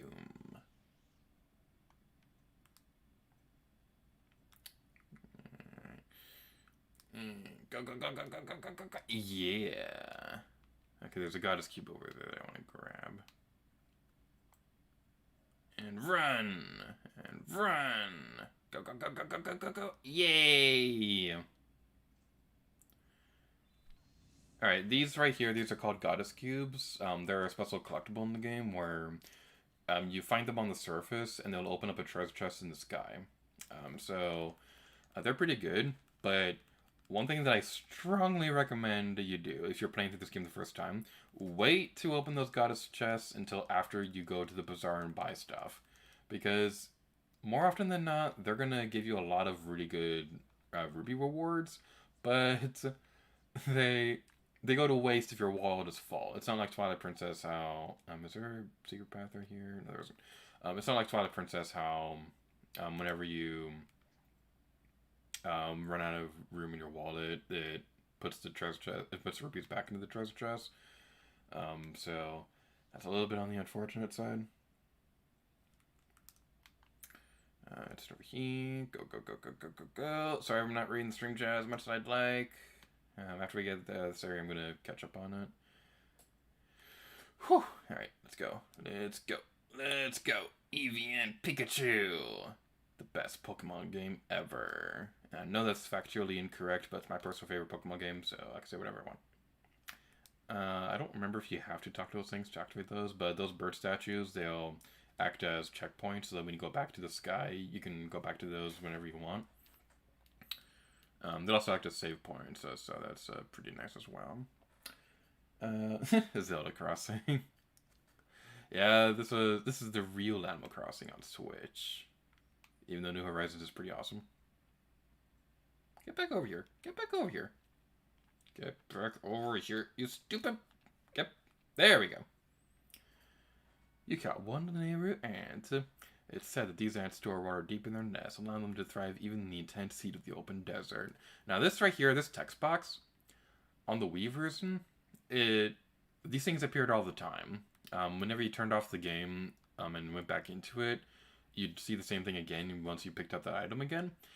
This didn't bother me before. It did bother me in Twilight Princess because it was a much bigger problem in that game because they did this with rubies.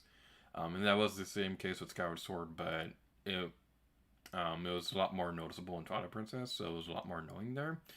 But in Skyward Sword HD, thankfully they limited it so that whenever you turn off the game, it doesn't show, that text box doesn't show up again. So that's a very welcome change. And I'm going to read the stream chat real quick. Green Purpose Gaming says upgrade to an Android. Honestly, I've been thinking about it, but I don't know. Most of the people I know use iPhones, so I also don't know what kind of phone I'm gonna get when I upgrade. The Legend of Animal Crossing: New Twilight Leaf. This person says, "Have you ever played Yasuhati? It's a game about screaming." Crabs. What can I scream about? Eggnog! Just do what I do when I have problems. Wait. There's a thing up there I want to get. Oh, I can't climb up there yet. Okay. I see how it is, game. Alright. Let's head over here. And... boom. Haha. So, one thing that's really nice about Skyward Sword... so this game is kind of what's the best way I can word this? I'm really trying to think of how to word this, because like the nice thing about Skyward Sword is that for people who play Zelda games who want to try to get into the series, but they have a hard time because they'll turn off the game and not remember what they're doing in the story. Because these games are usually pretty open. Skyward Sword doesn't really have that problem, because the nice thing about this game is that when you leave the game, you usually always know what it is you were working on, because the structure of the actual overworld of this game is a bit on the linear side, and while that may seem a little bit problematic, I think it works very well with this game because this is the most story-focused Zelda game ever. So they kind of had to structure it a bit more linearly so that it makes sense with the storytelling.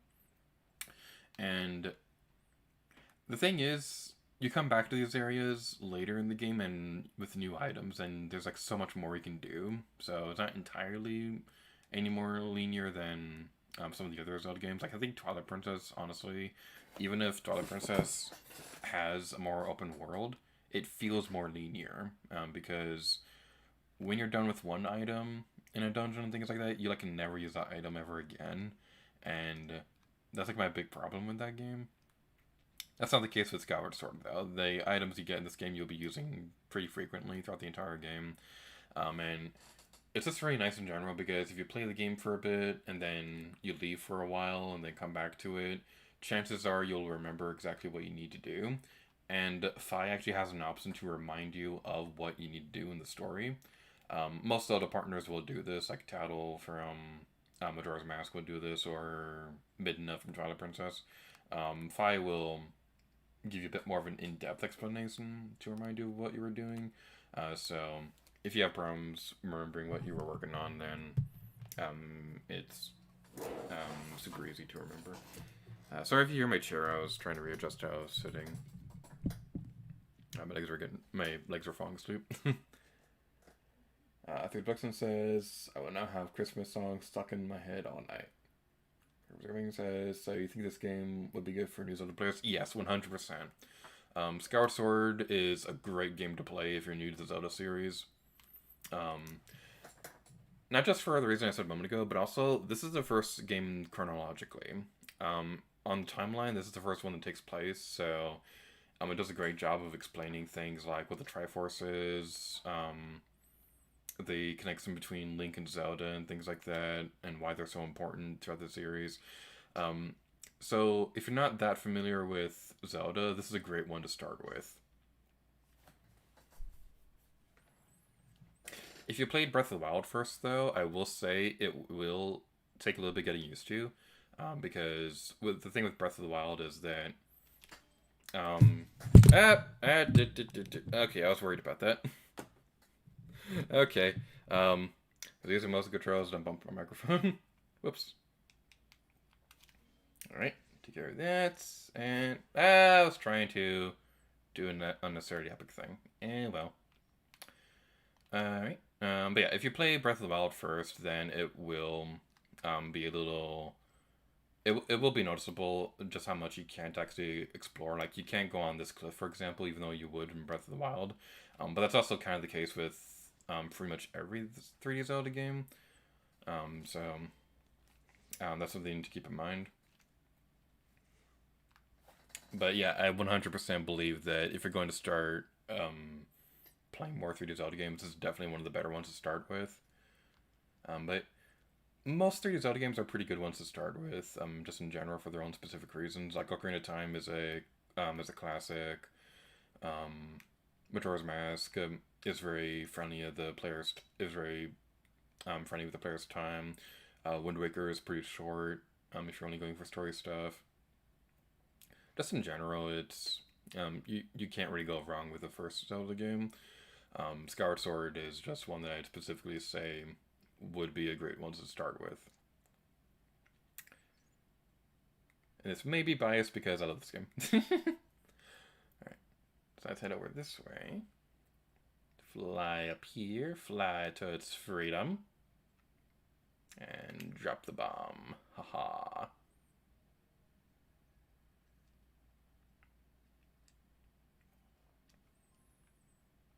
And isn't that just the coolest thing ever? You turn on the time shift stone, and then it turns back time, and it's a giant tree. That's awesome! I love this game! Alright, let's head over this way now. And go this way.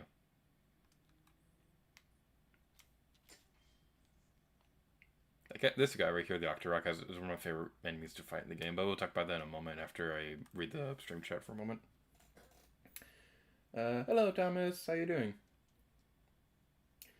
Third Buxton says, good night. See y'all later. Good night. Good rest of the stream. Thank you, Threes Productions. Thank you for coming. Groups Gaming says, I know I played Ocarina of Time and Twilight Princess, but I could not really get that much into them because I got annoying trying to figure out what to do. Breath of the Wild was the first one I beat and mostly fully played. Yeah, I can understand that because I think Ocarina of Time specifically, it's a little hard to remember what you were doing if you didn't play for a while. Something with Twilight Princess to a certain degree. But yeah, I'd say this one is definitely a great one to start with if you want to get more into the Zelda series.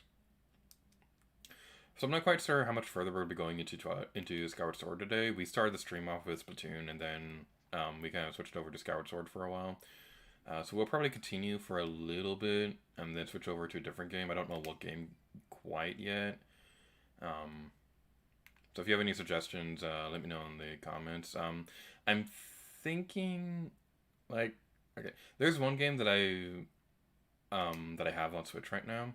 It's called a Doki Doki Literature Club, and the thing about that one is that one is really interesting because like the game looks really cute, and I've played like a good hour into the game already, and it seems pretty cute and charming so far. But the marketing made it sound like it was a pathological horror game. And my girlfriend warned me about the game. And everyone I talked to about it says it's best experienced blind because it gets really crazy. And I don't know what to expect from that game. So I'm thinking about streaming that. But if I do that, I'd rather do like a dedicated stream specifically towards it because it's...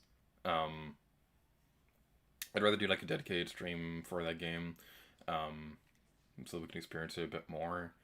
And like I don't know, we might play that one a little bit later. It really depends on how I feel. But I'm also a little worried about showing that game right now because it's an M-rated game. I don't really play a whole lot of M-rated games on these types of streams. Like if I do something like that, it's probably going to be a dedicated stream. I don't really know what we're to do. But if anybody has played Doki Doki Literature Club in the stream chat, please don't say any spoilers or anything like that. That was scary. Thanks for helping me. Bzz.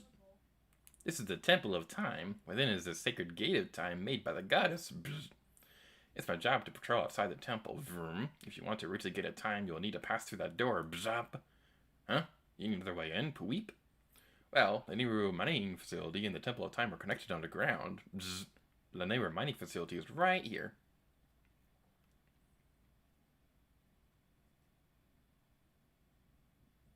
This map, it looks inaccurate. I'm going to fix it for you.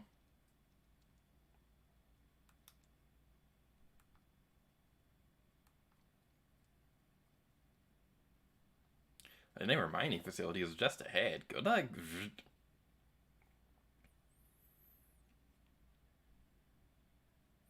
I will put Master Link. The map you possess corresponds to the actual terrain of this area with only 35% accuracy. The robot you made earlier modified your map to show past terrain that is now submerged below the sink sand. I gotta say, I love Fi. Fi's one of my favorite Zelda partners in these series, and it's kind of weird though because like the actual helper part of her character wasn't that great in the Wii version, but they significantly toned it down in Skyward Sword HD, which is very appreciated. So even though I really do love this game, I will admit that it did have problems on Wii, but it seems like for the most part, they really went through the effort to try to address as many of them as they possibly could. But the thing is, the marketing was kind of terrible because they had overview trailers going over some of the changes, but a lot of the big ones, like the camera control or Fi helping you out and things like that, they didn't really talk about those like at all during the big trailers. They only really talked about them on Twitter posts. So this is kind of weird that they did that. Get in the thing. Get in the thing. Pfft, I'm an idiot. It's not in the time thing yet. There we go. Now we can do the thingy. Skyward strike. And boom.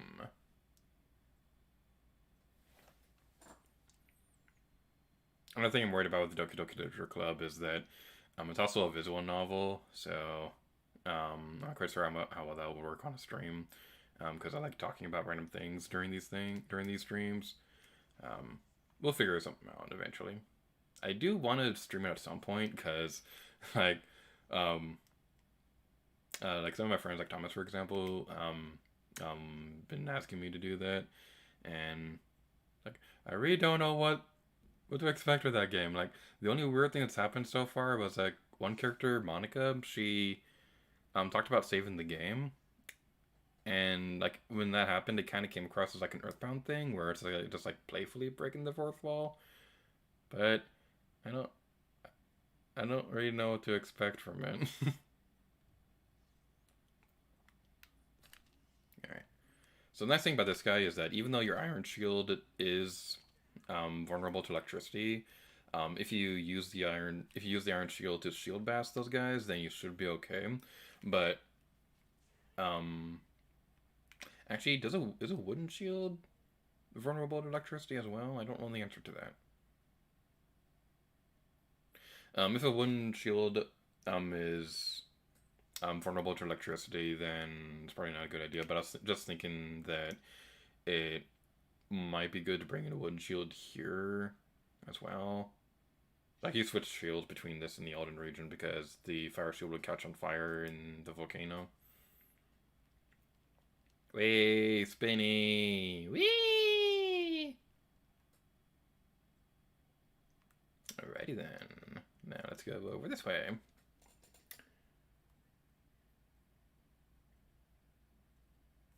Gerber's Gummy was asking, do you think Breath of the Wild will be your longest LP ever? Yes, 100%. It's going to be the longest one. We're currently at episode 62 right now. I have I think I have like the next 3 videos recorded so far. I'm going to try to record a bit more whenever I have the time. It is no doubt going to be the longest Let's Play in the channel. It's definitely going to surpass 100 episodes by the end. There's no way around that. It's definitely going to beat that record. What else is there? Okay, well, first of all, let's probably explain how this area works. Fi's going to be explaining this too. But going onto the map will let you know. Going to the map like that will tell you what path under the sand is safe for you to walk on. So that's pretty useful, and you get multiple beacons now, so you can use those across the area. So that's pretty nice. So we go over here, but it's not going to work. I don't know. Whatever we're gonna do. Well, luckily we have explosives. And if Mythbuster taught me anything, is that explosives will always solve your problems. But yeah, going back to the Breath of the Wild Let's Play, my current guess is that it's going to end sometime around episode 120. We're actually pretty close to finishing the main story right now. And then after that, we're going to... That's like ow.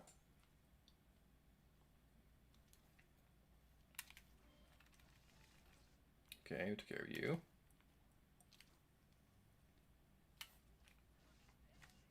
I was terrible at fighting those things when I was a kid because I always like spammed the sword attacks and never actually used the shield thing. But yeah, we're getting pretty close to the end of the Breath of the Wild main story. Beyond that, we'll be focusing on a lot of side content for a while, and then we'll get around to DLC stuff. My current mindset is that when we're finished with the side project, Super Paper Mario, we're going to kind of treat Breath of the Wild as like kind of a... we're going to make it kind of like Splatoon, how it's going to be a side project to other things, because I would like to eventually start getting around to other projects on the channel. But yeah, Breath of the Wild is definitely going to be the longest project on the channel's history, at least for a while. I do have other major projects in mind, but I don't know if they'll surpass Breath of the Wild.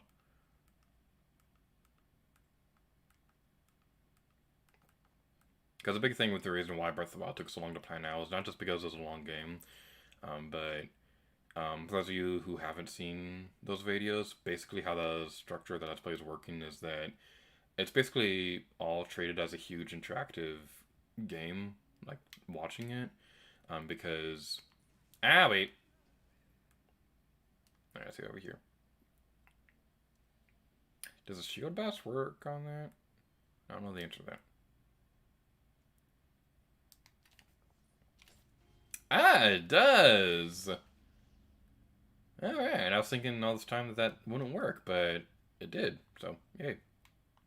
What do I do here? Let's activate that. A big reason why the Breath of the Wild Let's Play took so long to plan now was because at the end of every episode there are 4 end screen options for viewers to decide where they're going to explore the Let's Play next. Like if you want an example in the first episode, actually the second example would be a better example of that. On the Great Plateau episodes, you had the option to go to the next video on the playlist, but then you had the option to go look for the other different shrines as well. And then there was a third option to look for the Koroks in the area. And there's a fourth option to take you to Calamity Ganon if you decide you want to end the Let's Play right now. Planning all that took a really long time. And my notes for that game are like 400 pages long. Ah, that hurt. Aha.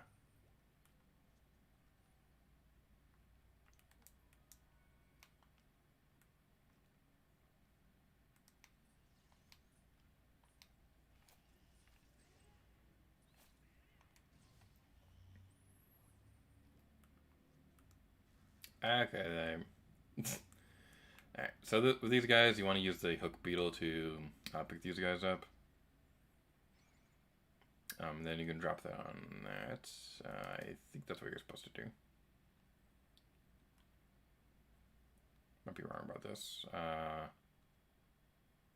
What do I do here?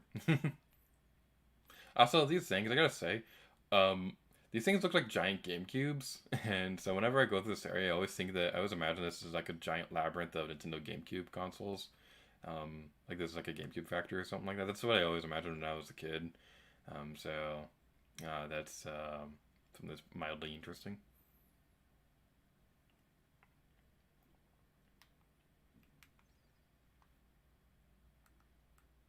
Okay, I remember you need those for something. I don't remember what though.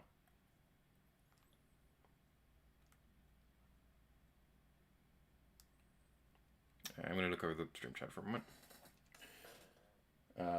Thomas says, it's an experience. Yeah, I've heard Doki Doki Literature Club is certainly a thing. Garbage Gaming says, would be cool to see you stream the other Sly games. I might consider that at some point. I still think it would be longer than a possible Xenoblade game. That really depends.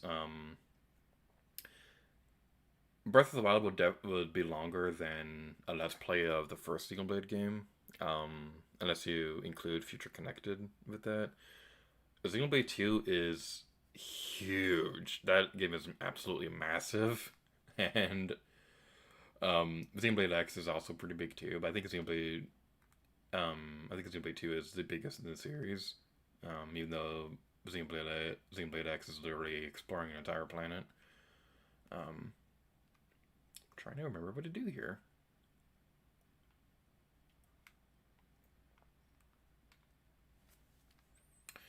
I would love to do Let's Play a Xenoblade game at some point. I just don't know when that would happen, because that would take a lot of planning. Same thing with the Persona. I'd love to do Let's Play a Persona game at some point, but it would require a lot of effort. So in case you guys couldn't tell, I'm kind of crazy when it comes to planning out Let's Plays. Do that, and stabby, stabby, stabby!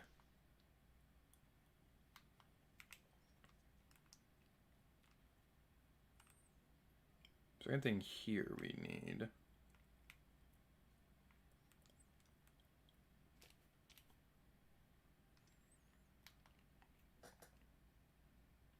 Grippers Gaming says, I was thinking of doing a Word of Light LP someday. That'd be pretty fun to watch. I have ideas for how I'd do a Smash Ultimate Let's Play. I'm not quite sure when it would happen though. But I have ideas for that if if you need any help figuring out how to handle certain things. I still need to finish Word of Light. I haven't actually finished it yet. I'm pretty close to the ending, but my problem with games is that if I'm getting close to the end of a game, I have a bad habit of just stop playing because I don't want it to end. And it's really stupid, I know, but like I don't want the game to end, so I just stop playing it. And then, like when you have a game like Word of Light or Crash 4, it like the thing is like if you have a game that's like a false ending because you think it's gonna end, but then it actually doesn't. It's like it's kind of like a weird feeling when it comes to that habit and things like that. That's probably not the best way to word that ever, but English is difficult. It is not an easy language, and it is stupid.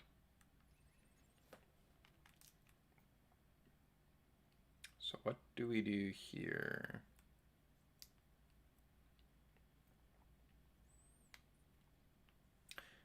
Oh, I'm an idiot.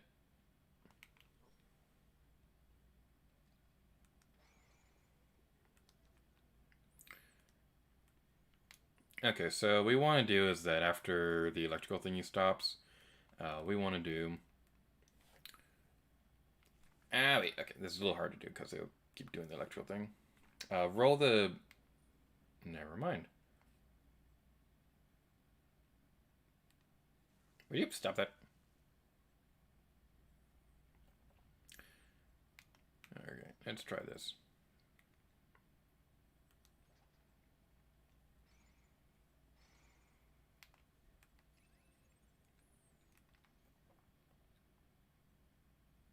Alright, fine, we don't understand. Does it get restore the device to operate the same? Yes, I know if I go away.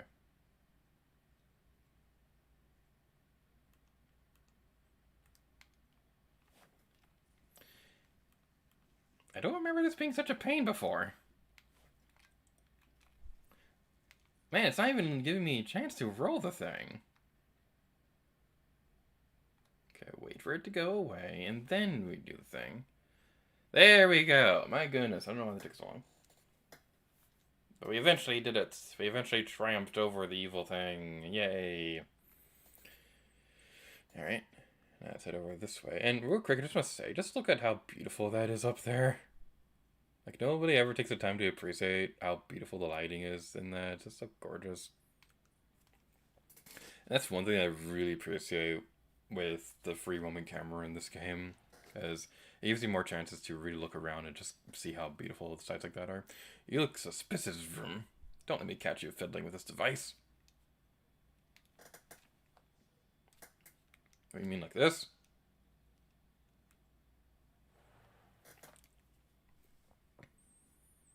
I broke it.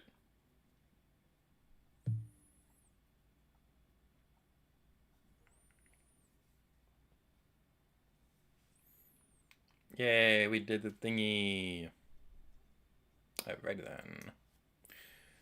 So I head over this way now. We're probably going to play for just a little bit longer. I'm not quite sure if I'm going to feel like finishing up the puzzle in this area. Oops. Because this puzzle does take a little while. So we'll go back out here. Wait. So, tumbleweed! Tumbleweed! Tumbleweed! Tumbleweed! Tumbleweed! Tumbleweed! Tumbleweed! Tumbleweed! I found the tumbleweed. I'm very sorry. I'm easily distracted. But yeah, there's a chair over there we can rest on if we need to heal up our hearts and things like that. So basically the big puzzle we're trying to figure out with this area is we need to restore the power to this thing so that we can raise up the Linearu mining facility that's still under the sand.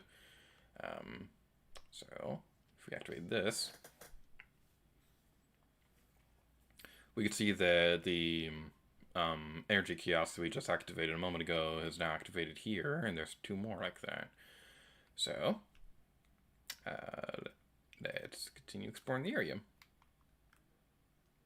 We probably will finish exploring this, just because it's gonna bother me if we don't complete this on stream. So let's head over here now. That's a goddess cube we can't collect for a while. It's gonna bother me, but we need an item later in the game to be able to get that one.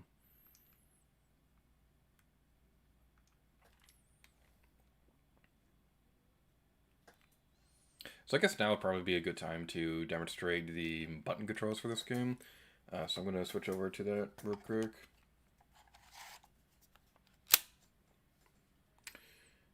Let's switch over to that and go over to button controls. I usually prefer mouse controls for this game, but I just like to demonstrate what's like here. So if anybody's curious about that.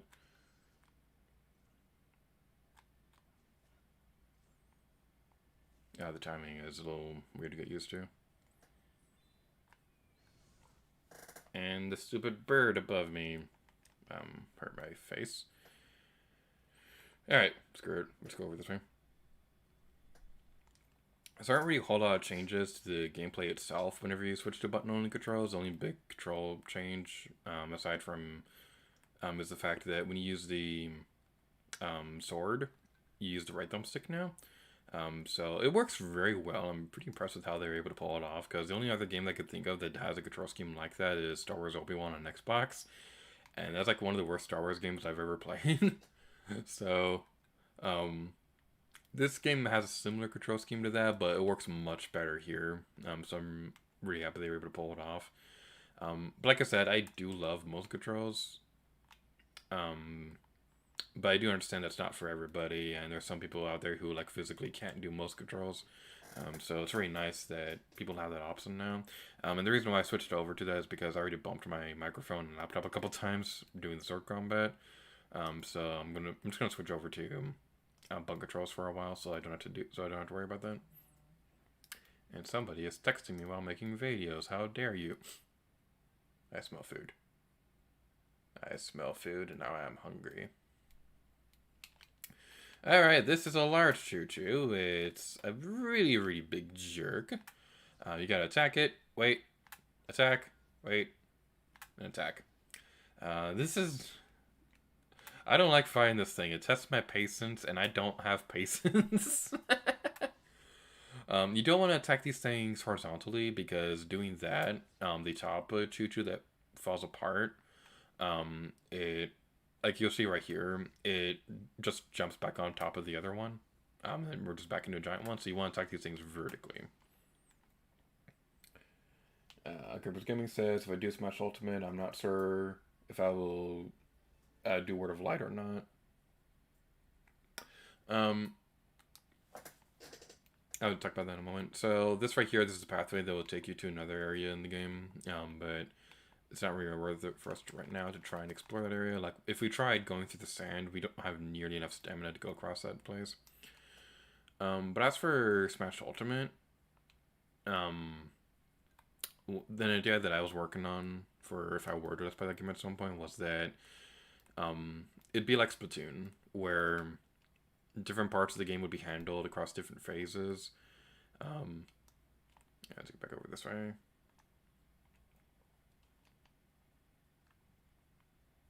Oh, let's head back over here. Actually, yeah, we got it. Yeah, it looks like this area is the only way to go. It'd be like Splatoon, how with that game we handled it across different phases. Like phase 1 was Octo Canyon, phase 2 was Octo Expansion, and then the final phase we're working on right now is handling Splatfest. So that's a similar thing that I would do with Smash Ultimate, where phase 1 would be Word of Light, phase 2 would be, let's say, Classic Mode, for example, and then just things like that. But I probably want to Let's Play Smash Ultimate myself for a little while, because that'd be a long Let's Play, and there's already a bunch of other games I'd want to do first. Ah, wait, that hurt my face. Ah! Tumbleweed! Tumbleweed! Wait, I saw a tumbleweed. Where'd the tumbleweed go? Where'd the tumbleweed go? I want the tumbleweed.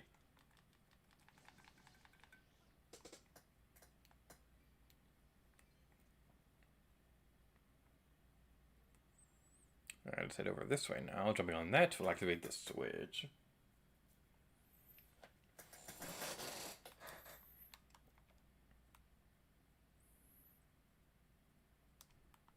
So if we do another game after we're done with Skyward Sword, would anybody in the stream chat be interested in like a multiplayer game?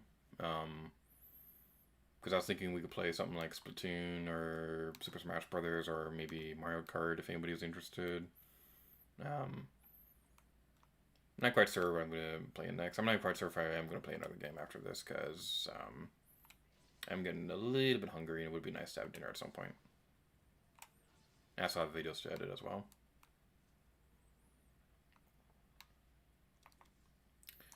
And Bastard Jack, you're a little too far away. Screw it. Stabby, stabby, stabby, stabby, stabby!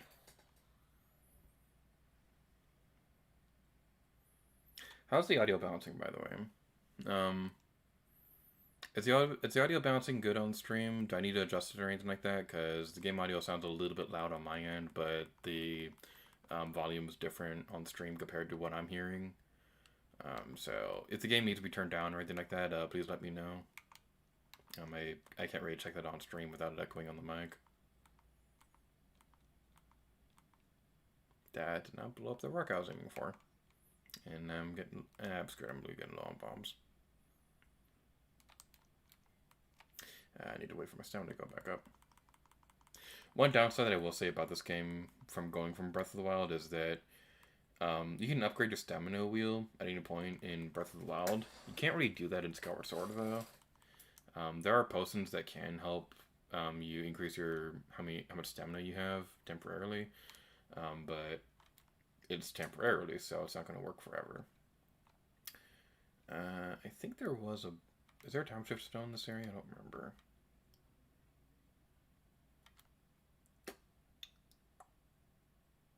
Yeah, there is. There's a time shift stone in that rock over there.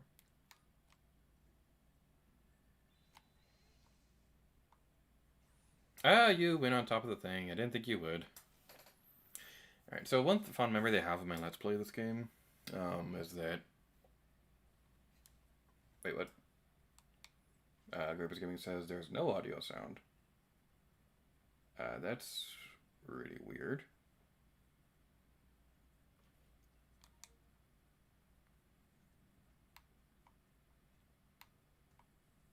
How's there no audio sound?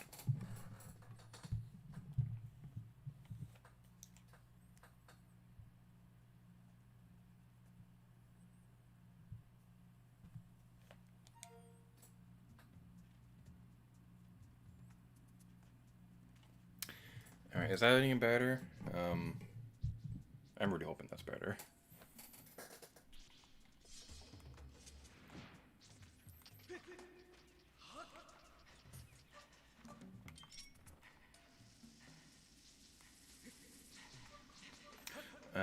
Let's see if that's gonna work. Yes, it is. Okay, there was a time shift down there. I'm really hoping that's a little better. I'm gonna turn it down just a little bit.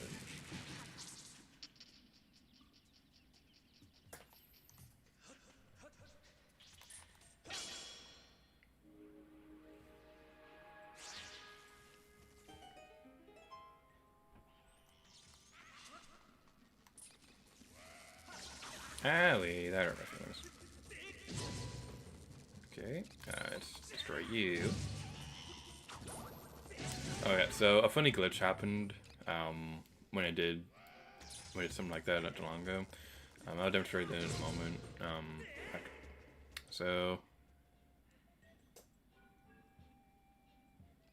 Alright, so how do I want to do this? I'm going to switch over to a different screen real quick while I pull this up, because I take screenshots of and leave Let's Play notes and things like that, so I don't want to spoil any future project plans or anything like that.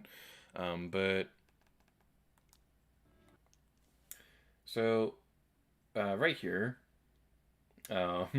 something really funny happened where I was fighting a moblin during this dungeon, And it did the spin attack to knock him off the thing. And then it did the fatal blow attack. And the way Link landed, he got stuck right here.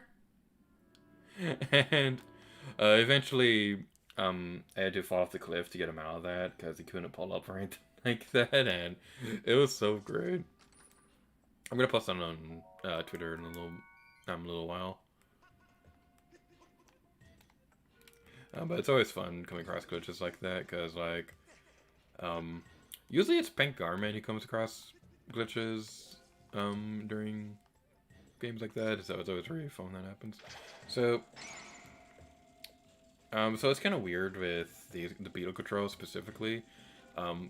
These are usually mapped to moving the right Joy-Con, but now they're mapped to the thumbstick. And that's perfectly fine and all, but aiming like this can still be triggered with motion controls, which are fine for the most part, except for the fact that for whatever reason, actually aiming the beetle isn't using motion controls when you have button controls not turned on. It's really, really weird. How do I get over there now? I did not mean to do that, but I'll take it anyway.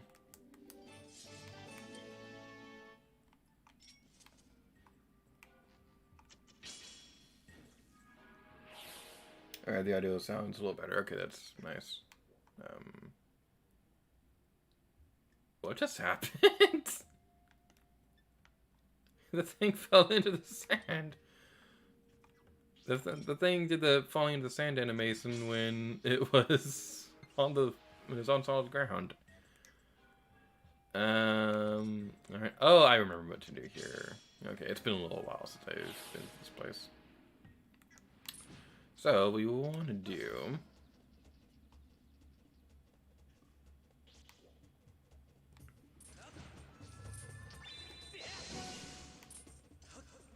you could do the trick to, like, let's say you get onto the sand. Get on the ground first. That's not gonna work. No, it's not gonna work. Okay. You can't do the Skyward Strike to continuously attack like that. What am I doing? What am I doing? Let's use a bomb.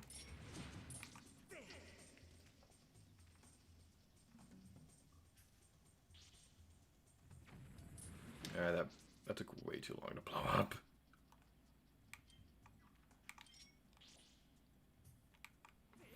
Let's hope this works instead. I missed the bomb runes from Breath of the Wild because you can blow those up whenever you want. It's so convenient. So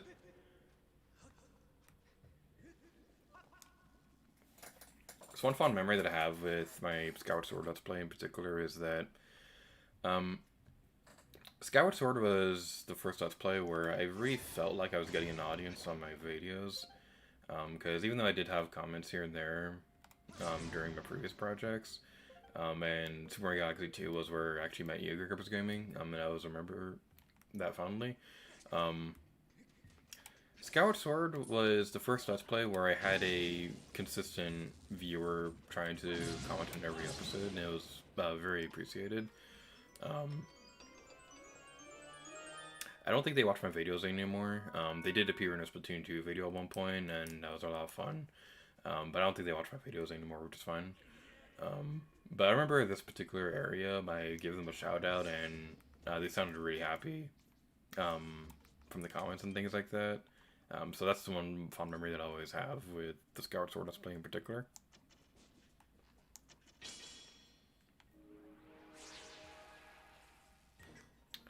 Alright, so now we've done that, so I don't want to go down any further. Actually, it doesn't matter if I do that, because we activated the thing. Let's use the beetle to grab that up here. I was trying to turn the Joy-Con around, because I was expecting most controls, but that's not a thing. So let's continue on over here. We'll wrap up this area, and then we'll finish the last door to get into the next dungeon, and then we'll call it quits for Skyward Sword, and then move on to another game. So, what would you prefer, Smash Brothers or Mario Kart?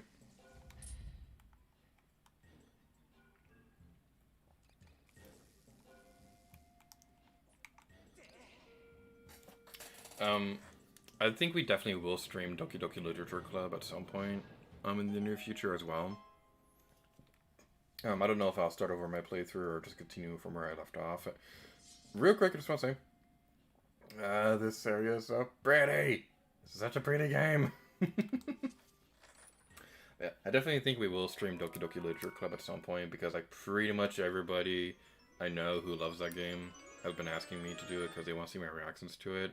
And it's kind of making me nervous to play through the game because I don't know what to expect. Like, it's already broken the fourth wall once with Monica saying to save your game and things like that, but I don't know if that's a common thing or I don't know what's I don't know what to expect from that game.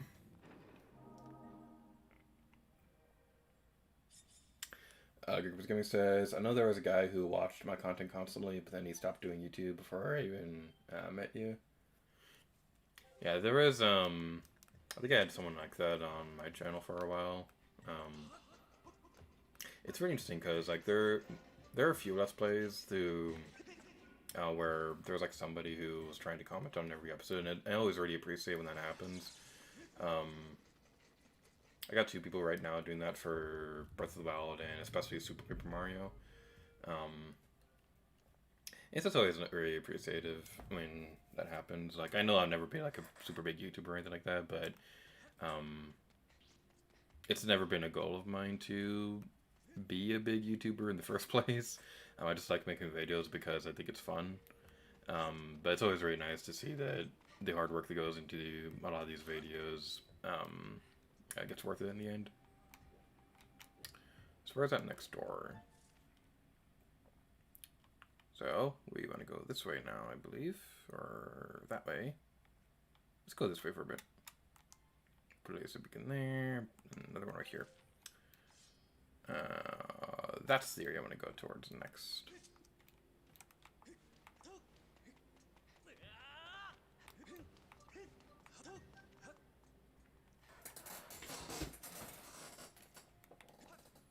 Hooray for Squeaky Chair.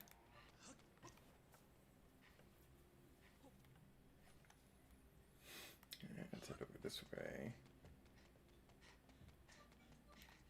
Guess that we haven't seen a tumbleweed in a while. Is that the area that we came from?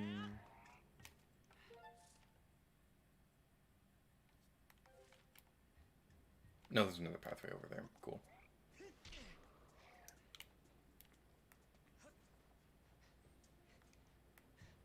One thing I can recommend is that keep an eye on grass, on dead grass like this, because that will usually be a nice visual indicator on where the sand, where the ground under the sand will be.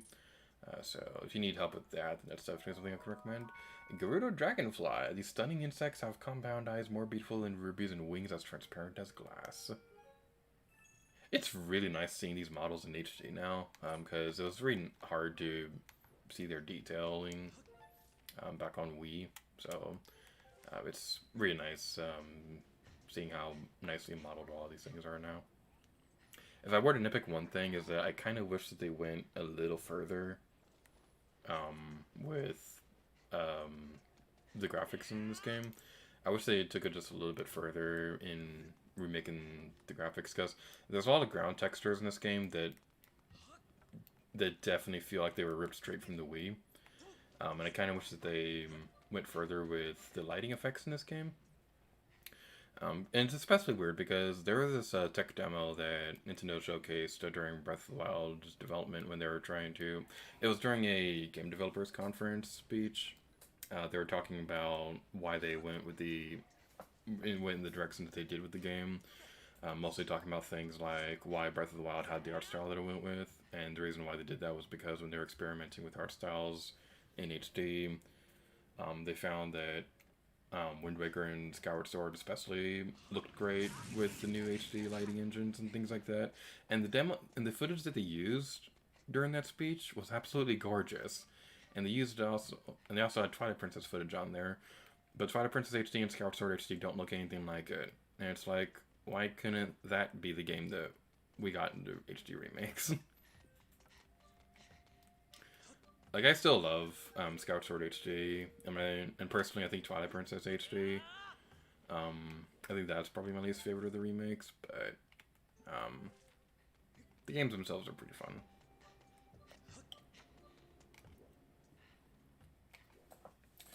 So yeah, this entire entrance area that we were at from the very beginning, now we can see where those landmarks were in the background.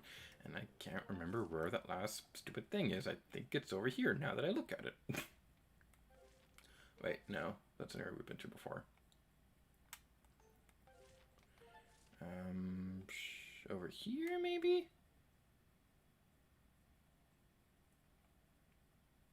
I don't remember what to do now.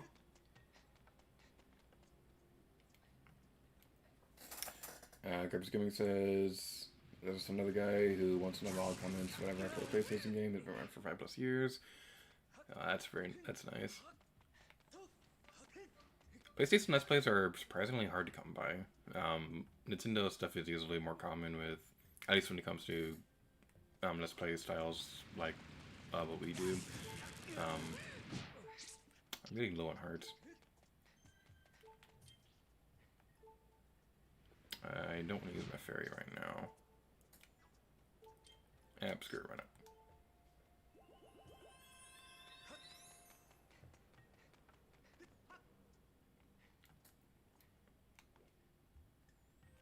We've been in that area before? Yes, we have.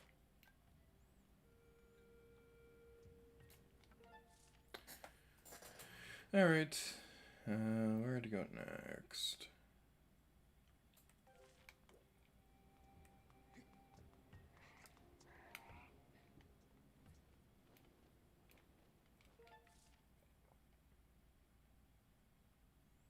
I'm gonna try looking over here again.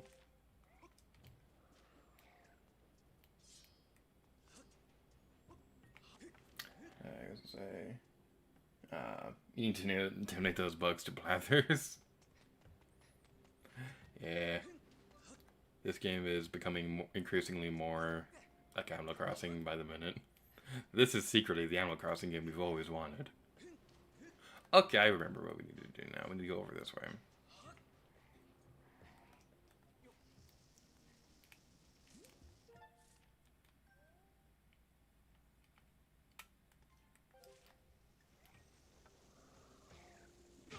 Ouch.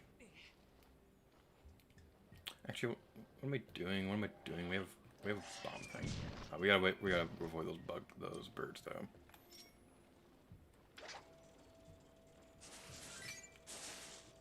All right, head over here.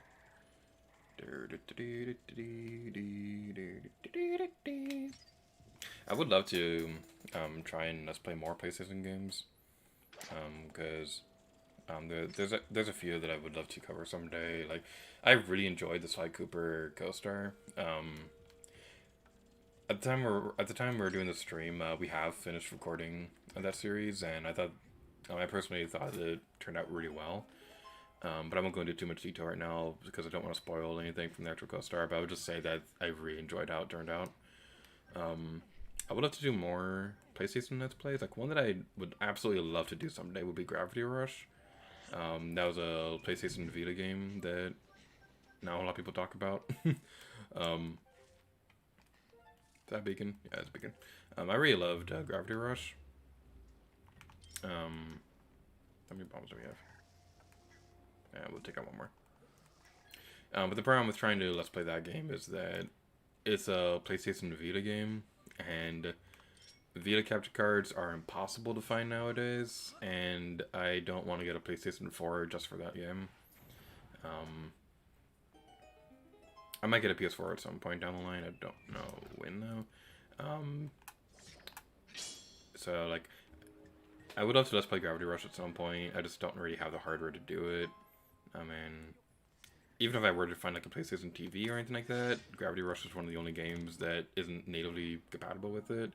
Now, you can technically hack the PlayStation TV to make it support any game. It kind of rounds off emulation, but not really.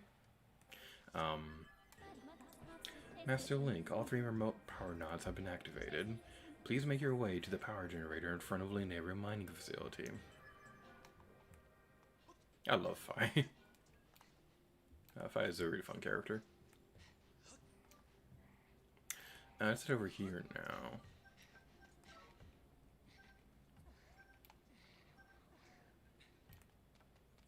It's also kind of weird because like the other PlayStation games that I would love to Let's Play someday, like the other Spyro and Crash games, if I were to cover them now, it'd probably be on the Switch though, because they'd be easier for me to record. Alright, so this right here, we want to do with this. Fi will probably be explaining how it works. Fi is explaining how this puzzle is going to be working. So basically what we want to do, remember where the symbol is on the map. So the water is facing at the 9 o'clock position. So let's go like that.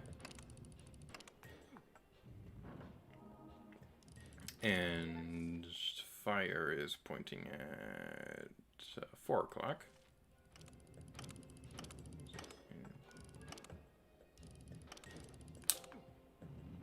And electricity is pointing at 12 o'clock.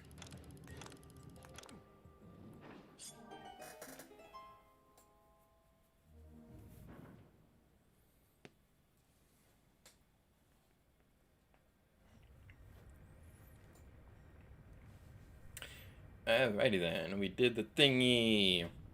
And this next dungeon is one of my personal favorites in the entire game, but we're probably not going to be showcasing on stream because I kind of want to move on to other games right now. But to wrap up my thoughts on Skyward Sword HD, I love this game. I've always loved Skyward Sword, and I'm really happy that we finally got the HD remake that this game deserves. And while there are a few things here and there that do bum me out about it, like I do wish they went just a little bit further with upgrading the visuals, and I'm not that fond over how they did the amiibo integration in this game. I think in the general scheme of things, I would rank this as I'd rank this pretty high on my list of favorite Zelda remakes. Like speaking purely in terms of 3D remakes, I'd probably go Wind Waker HD, Skyward Sword, Ocarina of Time 3D, Majora's Mask 3D, and then Twilight Princess HD. But if we count everything else, then Link's Awakening beats them all. Alright, so I'm gonna switch over games real quick, so I'm gonna mute the microphone.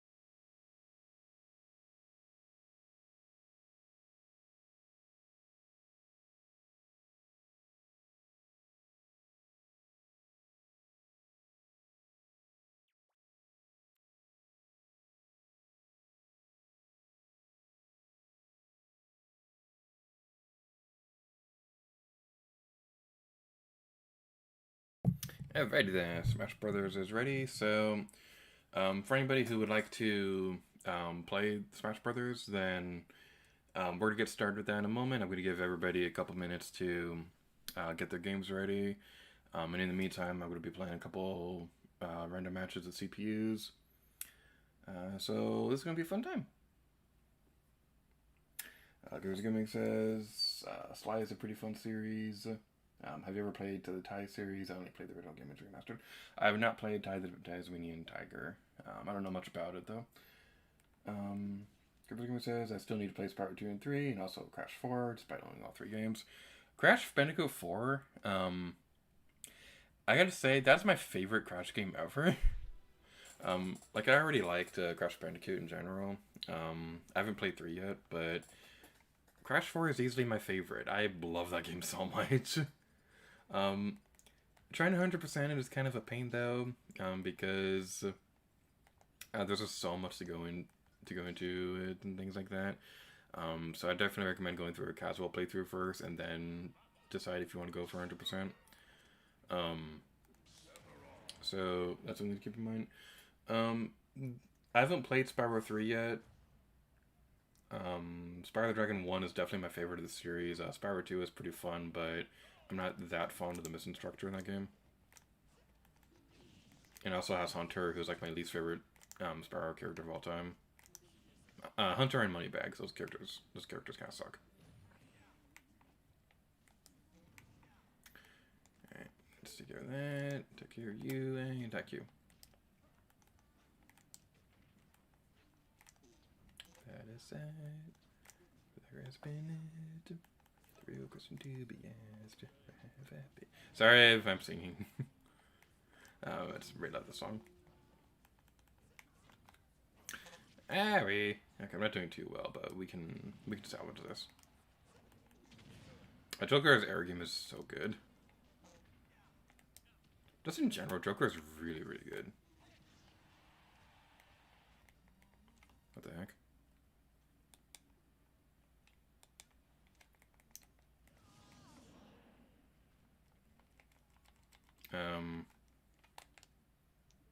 What the heck?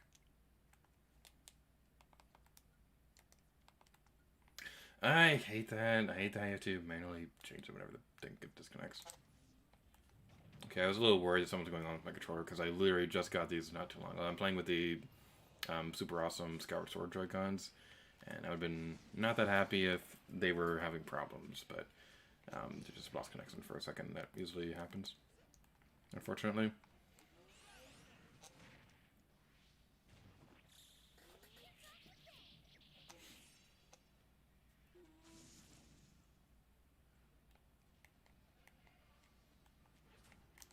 I've already mentioned this on stream before, but Joker and Sephiroth have my favorite matchup in Smash Ultimate, because Joker, when he uses, when he summons his Persona Arsene, that happens from building up his rebellious spirit. I'm gonna turn off the rumble real quick. Joker has my favorite. Joker's Persona Arsene summons when his rebellious spirit builds up, and that usually builds up from countering powerful attacks, and a lot of Sephiroth's attacks will instantly charge it up to the maximum power. And Sephiroth's one wing form that appears whenever he's at a severe disadvantage. So because Arsene's around, that puts Sephiroth at a disadvantage, which means that both characters are at the most strongest form super early into the fight, and it's just awesome. It's just also really cool seeing Final Fantasy and Persona characters fighting each other. I'm a huge RPG fan, so that's just all kind of awesome.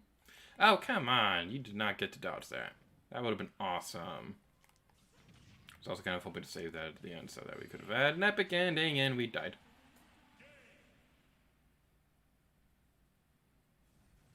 Okay, I'm going to try that one more time because I want to get revenge on Sephiroth.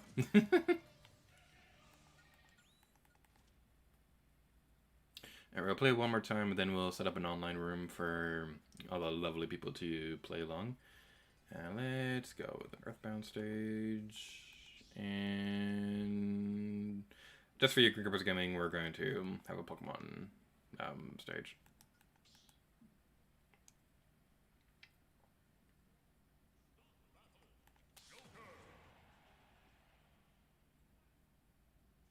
If Moneybags comes to Smash Brothers, but Spyro doesn't, I'm going to sell my game.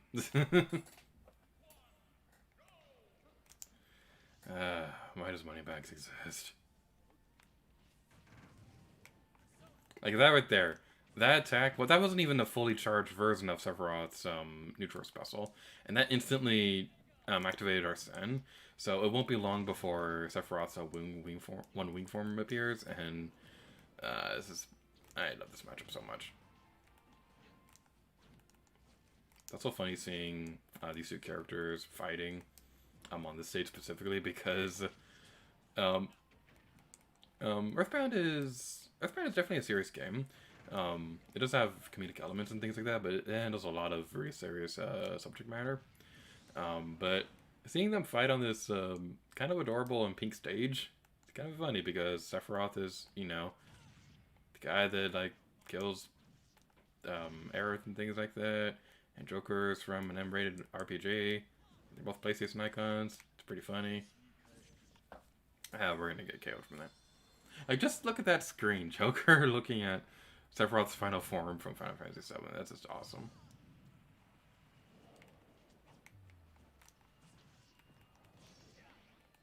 I really hope to one day be able to make a final boss as epic as the one in Final Fantasy VII.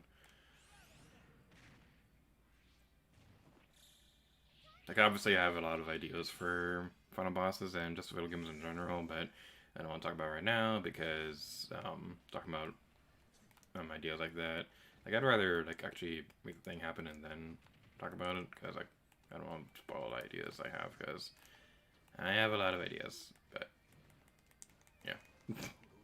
That's the best way to end a sentence.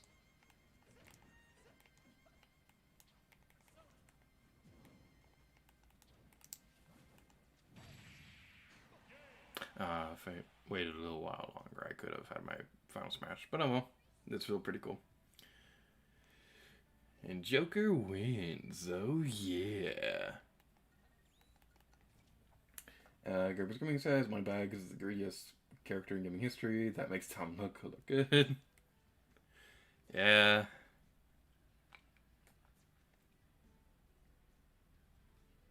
At least you get revenge on Moneybags at some point. That's always pretty fun. Alright, so what online tourneys are available right now?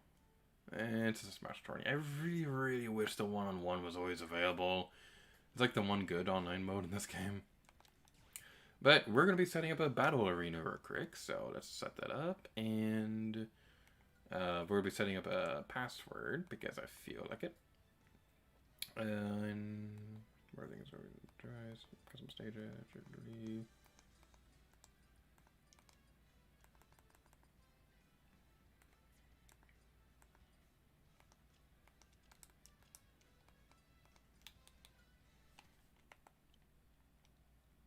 Yeah, would be a funny arena name.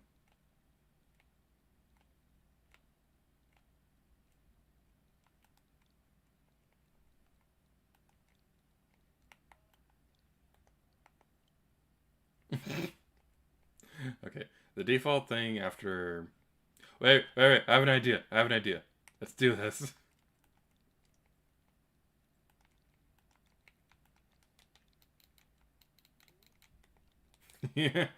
Gator Literature Club. And the password is 5555555.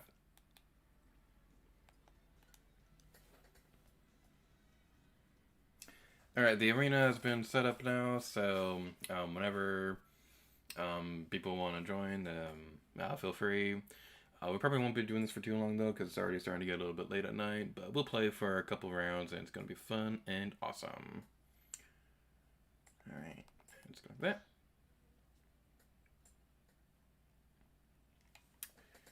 Alright, so while we do that, let's talk a little bit about stream plans for the near future, because I talked about this towards the beginning of the stream, but just a reminder for those who weren't here at the time. So I'm going to try to do my best to do streams more often throughout July and August. I don't want to go into too much detail right now in case things don't go smoothly, but September is going to be an extremely busy month. It's going to start off with something really, really interesting that I'm really excited about, that being Vegan Crypticon. Then later in the month, hopefully if all things go smoothly, I'll be starting something else that's pretty cool. I'm hoping to be able to make an announcement on that fairly soon, but I haven't heard back on whether or not the second thing is going to happen. The first thing 100% is going to happen, and it's going to be amazing. The second thing, I'm not 100% sure yet. It's kind of driving me crazy, waiting to hear on it and things like that. But enough about that. So basically, I'm going to try to finish Paper Mario Sticker Star on the collab channel in August. We're going to hopefully finish that up pretty soon. And I'm also hoping to stream the Flipside Pin of 100 Trials and Super Paper Mario, hoping to get that done. And as for Koroks and Breath of the Wild, my goal is to at least get the Gerudo and Wasteland done. And the Gerudo region will only take one video to do. It won't take that long. The Wasteland region will probably take 2 or 3. I believe there are 60 there. I don't remember the exact number off the top of my head. Actually, what am I talking about? I can just pull up the thing right now. Just pull up my notes while we're waiting for everything. But yeah, I'm hoping to get all that done within that time frame. Yeah, there are 68 Koroks in the Wasteland region, so that's probably going to take about 2 or 3 streams to do. So that's my current plan for that. I was trying to thought. Paper Mario Sticker Star, Super Mario. I think that's pretty much it. Also, Splatoon 2. I'm really, really hoping to get Splatoon 2 Splatfest started again by September. Long story short, for the reason why that's taking so long, Gaming with Pi was doing the voice acting work for that, but we both decided that it'd probably be better to not continue with that, because he's a great voice actor, and I would love to have him back on the channel in the future if he's interested in more voice acting roles.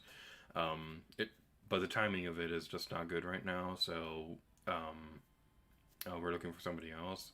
And I did find somebody else, but they haven't sent me the commentary yet. So if they don't do that within the next 2 weeks or so, then I'm probably just going to move on. I didn't want to do the voice acting myself because I'm not a voice actor. And I was hoping to have somebody else do that, so that it'd feel a bit more special. And that's what I really loved about those Splatfest episodes. But if it has to come down to it, then I will do the voice acting myself.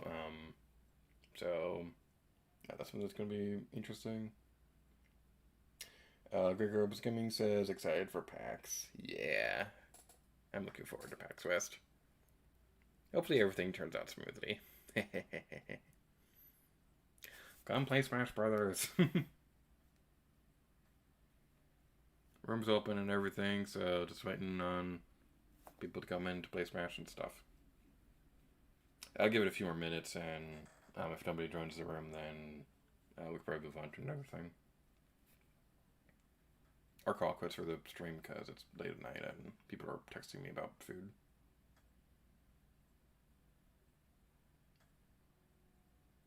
So one other video that I would love to do at some point,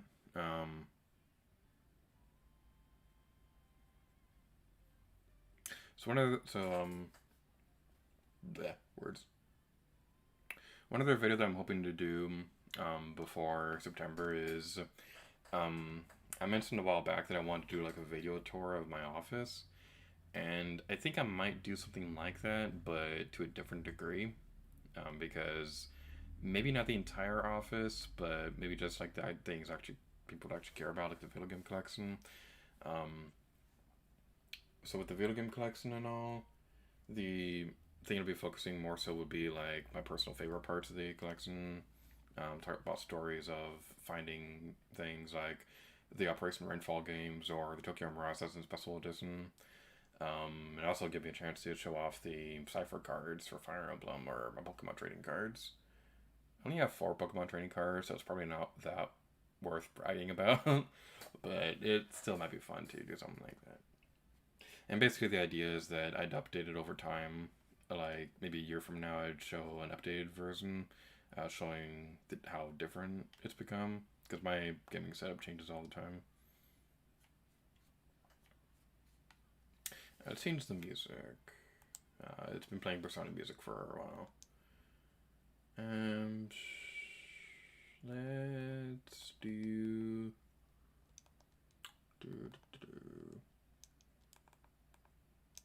Splatoon music. Why not? I love Splatoon.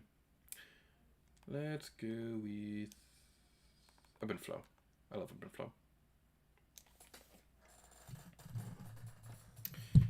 Alright.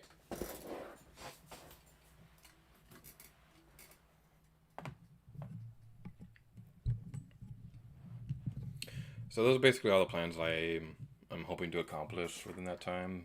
I'm making the video of my gaming collection, the Wasteland Guard, G8RStreams, Paper Mario Sticker Star, Flipside Pedometer Trials, all that fun stuff. This stream was mostly a way to help test the waters of, yay, you're here! This stream was mostly a way to test the waters of trying to get into a good groove of streaming again. I would love to stream Doki Doki Literature Club. Um, the game itself has a warning on it, though. Warning that it has very serious topics in the game. So I'm probably going to have a similar warning on my own streams. That's a big reason why I decided not to do Doki Doki Literature Club today. Because we start off as Splatoon and Skyward Sword. So if there's anything that goes into really serious topics in Doki Doki Literature Club, I don't want that mixed in with the cutesy nature of Skyward Sword and Splatoon. So something like that would be saved for another day. It is something that I would like to have happen on the channel, though.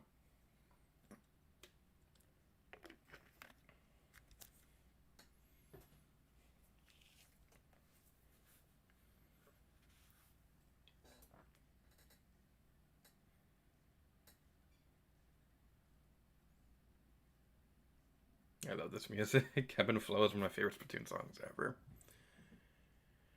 So that's for Splatoon 3. I mentioned this earlier before, but a few things I was hoping would happen. Like, I'm hoping Summer Run returns and all the and with ranked battle modes. I'm hoping they have two open available at a time. One thing I'm really hoping they do with characters, like, in terms of if they have like a new if they have new pop idols for that game, like Callie Marie in the first one or Marina Per on the second one, I'm really hoping that in the third game that they're both Octolings. But also, ooh, Min Min, let's do this. Your Min Min is very scary, so I'm honestly kind of worried about this, but we can do it.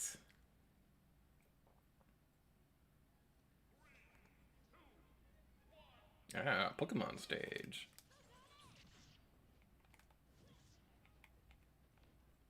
Alright, so yeah, your Min Min is like kind of scary. I know I said that already, but it's just worth saying again. The thing with Min Min is that yeah, like that right there. Her grab. When she does that, her arm becomes a lot stronger, and it's particularly scary. And Min Min is just absolutely mean at a distance. Um, So like it's a little hard to get to get into good range with Min Min. Basically, what we want to do when you're trying to fight her is that try to stay close so that it's hard to for Min Min to catch you off guard. But the problem with that is trying to get to her in the first place. Okay, let's do that. Okay. Oh no no no. I was hoping I could get back on the platform.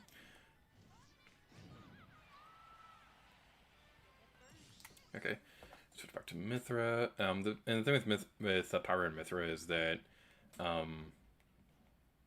was a cool camera angle on the thing over there. So with Pyra and Mithra, I like starting off with Mithra because she's really built for getting in quickly and dealing a lot of damage fast. And then Mithra is a lot slower, but she has very powerful attacks. So I like building up the damage with Mithra and then ending off the battle with Pyra. It's a little tricky to do with against Min Min though, so I'm a little worried about that.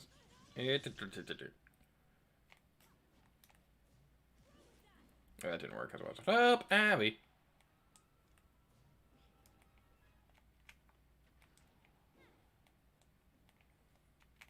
Yeah, I just cannot catch up to you.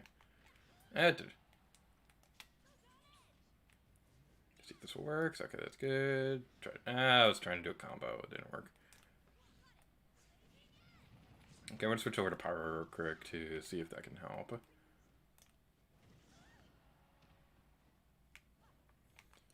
Okay. It's really nice that you can switch between the characters in the air, because if you're trying to get back on the stage with, oh, dang it. If you're trying to get back onto the stage with Pyro, her recovery is terrible, so you usually want to switch over to Mithra so you can get back on the stage.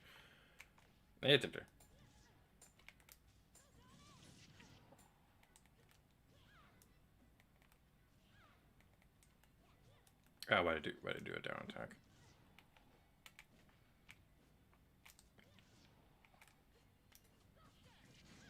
Okay, just one more. Getting a little nervous because There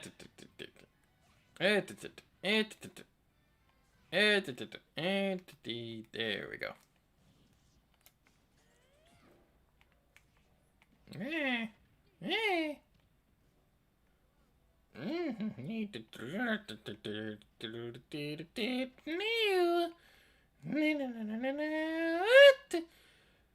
Okay. We can now.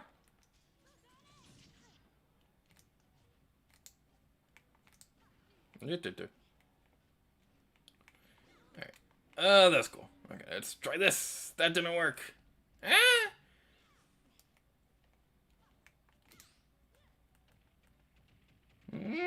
That looks painful.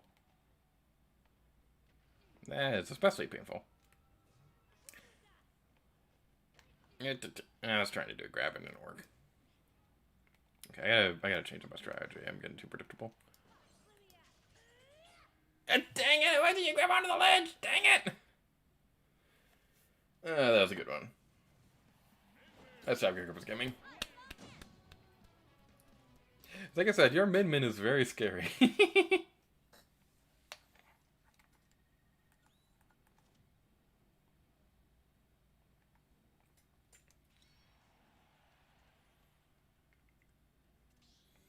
Alright. What else can we do? Who is texting me while making video stream things? Let's play the Minecraft stage.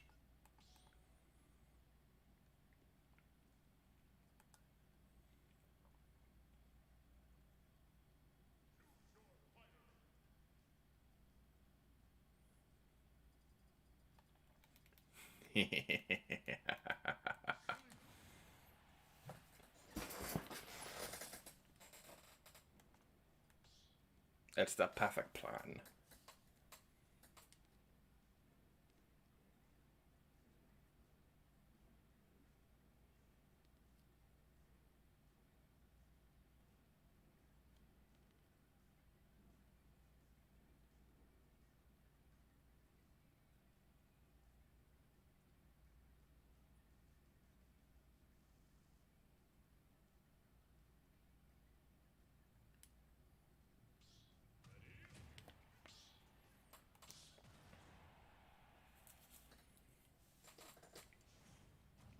Lucario.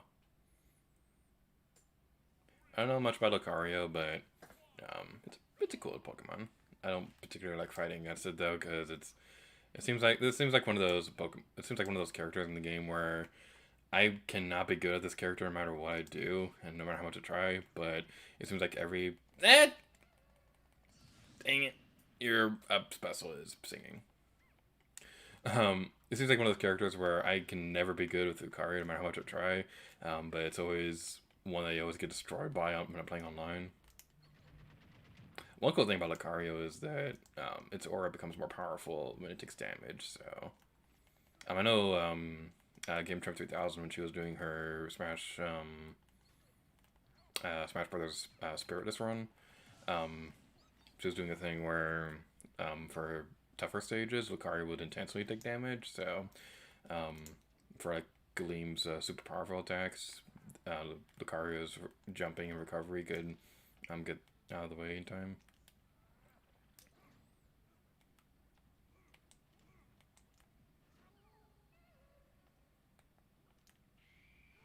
That would be cool if that was enough damage to destroy stuff.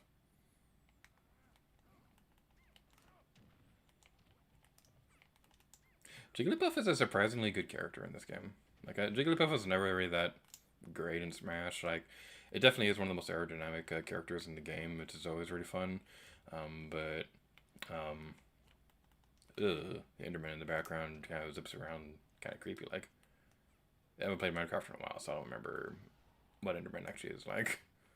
The zippy zappy of Enderman is scary and it's kind of distracting. One thing I really wish they did with this game was that I don't know why they couldn't do this, but when you're playing the regular version of the World of Minecraft, whoa,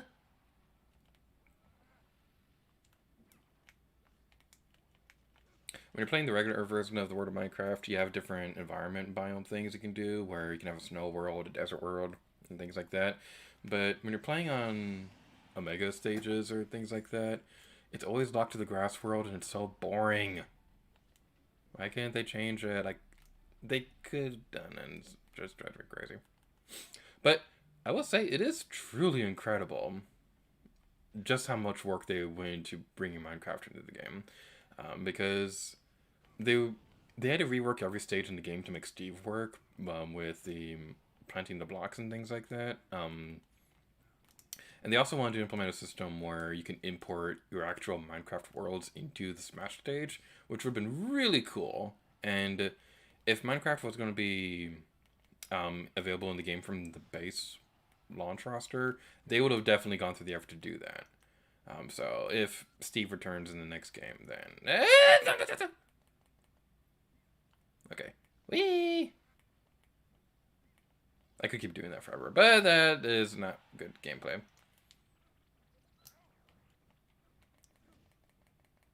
Okay. Okay, I'm unintentionally stalling, and that's not good gameplay. Heck yeah. Oh, you still have more stock. I'm gonna die.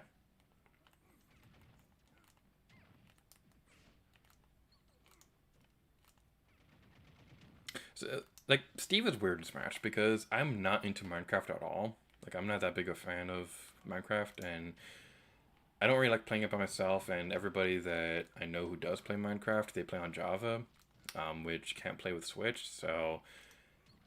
Like, they've all been playing Minecraft for years, so I don't really have a good way to play Java, and I don't particularly care that much to. So we don't really have a good way to play together. But no! Oh, that was good. Lucario is so cool.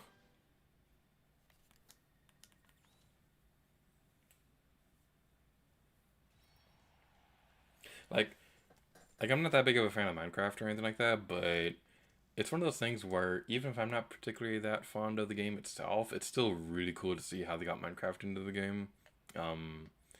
So it is something that it is a really cool thing that they were able to do, which is more than I could say for Tekken.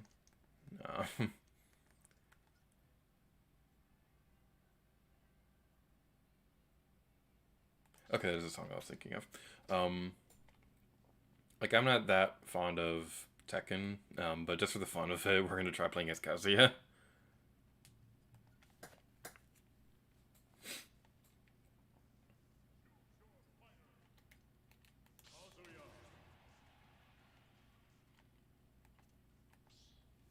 And the thing with Tekken and Smash is Tekken itself does deserve to be in the game, like, no doubt about it. It's one of the biggest fighting games in the world, and they already had Terry in the first pack, so it's not really that surprising that there would be another fighting game character in pack 2. And they were trying to get Tekken into Smash Brothers in Smash 4. They wanted to get Haiichi into the DLC before they chose Ryu. Alright, let's do this. Oh, you're playing as Bowser! I'm terrible at fighting your Bowser. Oh boy. Yeah, the reason why I don't like Kazuya at all is I think there were much better fighting game characters they could have gone with if they had to choose a fighting game character from Namco Bandai. Because I think Soul Calibur would have been a much, much better choice. Because you have way more interesting characters, in my personal opinion. And even in Tekken's world, like, Kazuya just seems kind of boring. And I apologize for saying that because I know that a lot of people love Tekken. You're... Okay, never mind.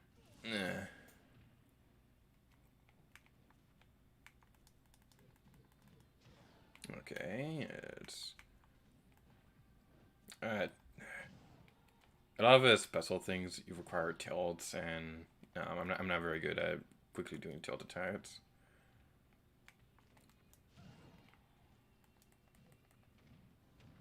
Ouchie, that hurt my feelings. Like, if they had to choose another fighting game character from Namco Bandai, like I said, Soul Calibur, I think would have been a much more interesting choice. More specifically, I really wish it was Talon. Talon is one of my favorite video game characters of all time. She's just so adorable, and her fighting style in the Soul Calibur games is just really fun. And it would have brought in an interesting weapon class into Smash Brothers in general. But no, they went with Kazuya, who's just kind of boring.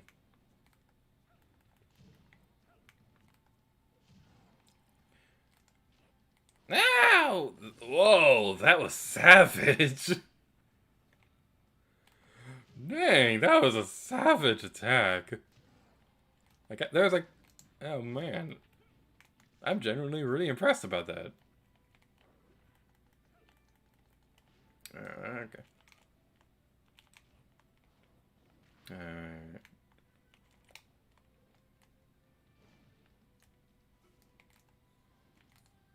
Maybe Kazuya wasn't a good idea. Ah, dang it. The thing is, though, with Kazuya is that even though I don't like the character at all, I'm dead now. No, I'm not. I'm alive. God dang it. Okay, I have an idea. Yeah, I was trying to do stuff. I was trying to dodge that and then counter it with Kazuya's down special, because that would have been a guaranteed KO, but I couldn't do the dodge timing right. That's 3 in a row that I lost. Your Bowser is legitimately terrifying in Grandpa's game.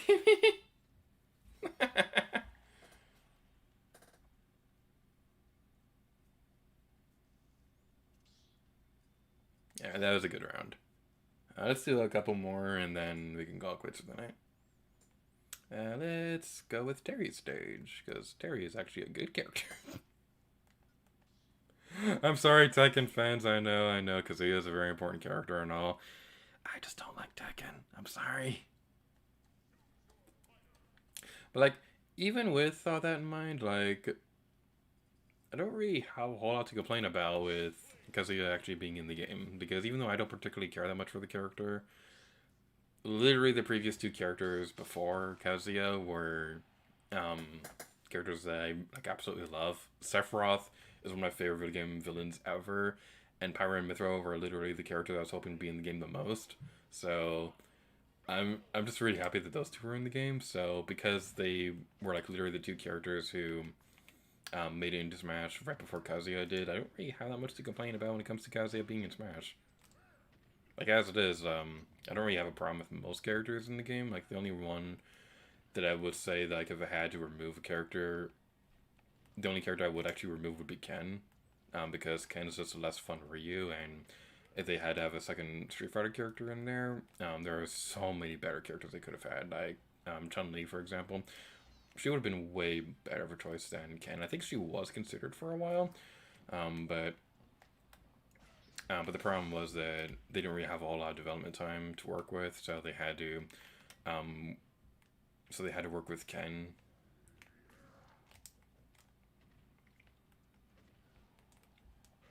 But even then, like, if I had the choice to do it, to remove Kazuya from Smash or not, I wouldn't remove Kazuya, because I know Tekken is a huge fighting game that a lot of people really enjoy, and a lot of people seem to enjoy Kazuya.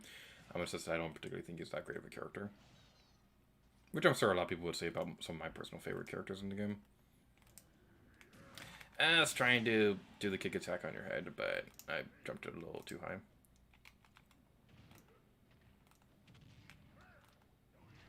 Okay, that hurt. Yeah, I'm just not used to playing on a Battlefield stage. I usually play Final Destination forms.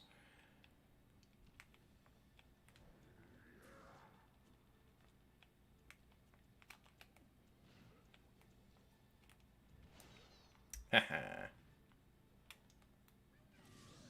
That's one of my favorite things to do with Inkling, is that Inkling's squid jump can really screw over recoveries if your timing is perfect on it.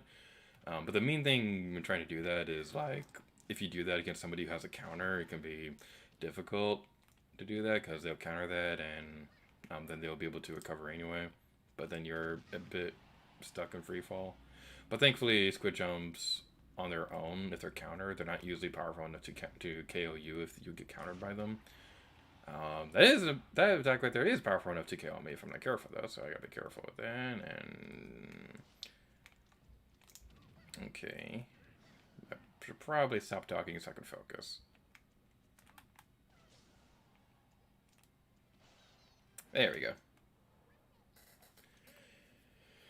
Whew. Oh, that was a close one.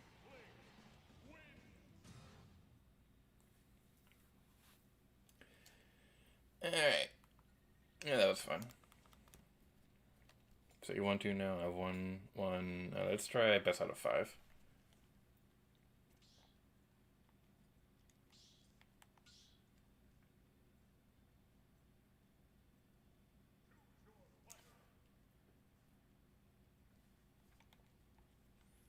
Alright, let's go with...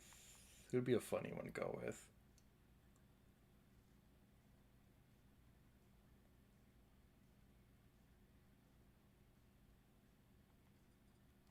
Let's go with you, Byleth.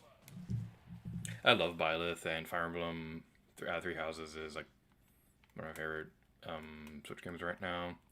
And I especially love female Byleth because she looks like Tsubasa from Tokyo Mirage Assassins, and Tsubasa is one of my top waifus ever, so yay. King DDD. Inkling has a bit of an unfair advantage against King DDD because the squid jump is particularly useful against reflecting Gordos and things like that. And Inkling in general is also a really fast character, and King DDD struggles against that. So that's pretty fun. Probably the most one-sided matchup has to be against Palutena against Mr. Game & Watch, because Mr. Game & Watch has a really unfair advantage because the bucket attack will instantly fill the maximum thing if you oh dang it. Okay, we're good. Oh, you're a little too far away from that to work.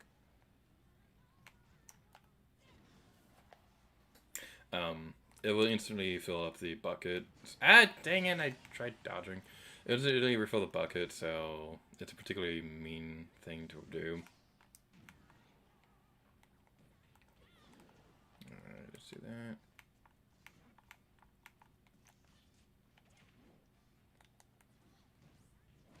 Ah, if I was turned around the other way, it would have worked.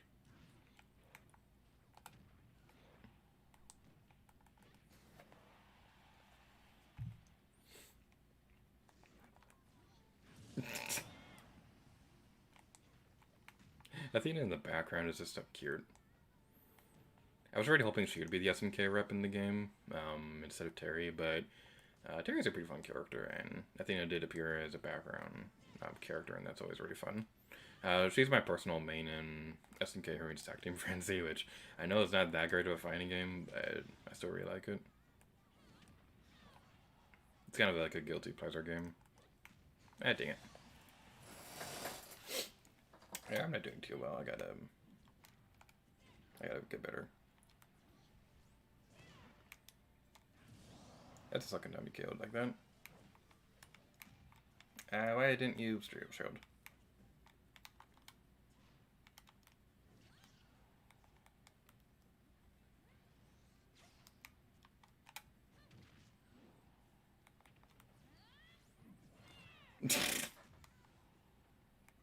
That's the second time that happened where I was trying to do Error to Bard. It was a little too far away. There we go. Sorry where that wouldn't work. Alright.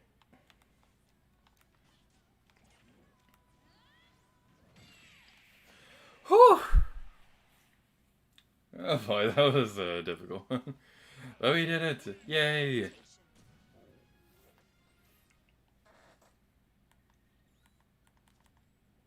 Alright, we're both even right now, so let's go for one more match to break up the tie.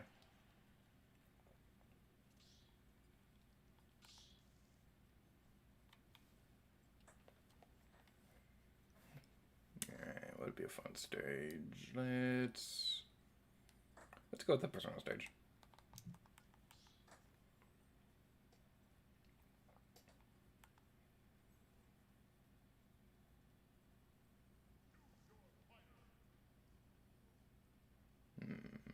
Who to play as? Who to play as?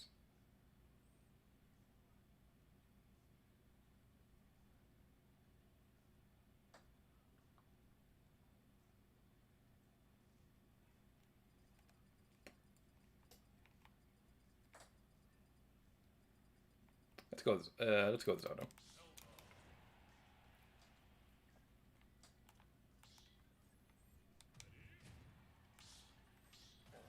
Alright, we're both playing with some more powerful characters. I am terrified of your Bowser. You're probably going to win. Let's do this. Wrath of the Reset Bomb.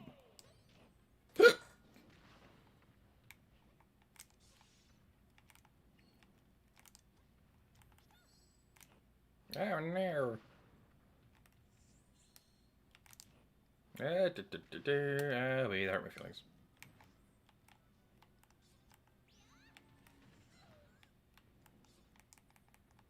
I really love how they changed Bowser in Smash 4. Because Bowser was such a slow, terrible character in Brawl and Melee. But then they made him like actually good in this game. It's really great. And they made Ganondorf scary good as well. Like Melee and Brawl, like two of my biggest problems with that game is that they, and to a lesser degree Smash 4 as well, was that there were some characters who were just like downright terrible. But with Ultimate, they really did seem like they were trying to their best to have as many good characters as possible. That should have counted. That should have counted. I don't care what anyone says. There we go.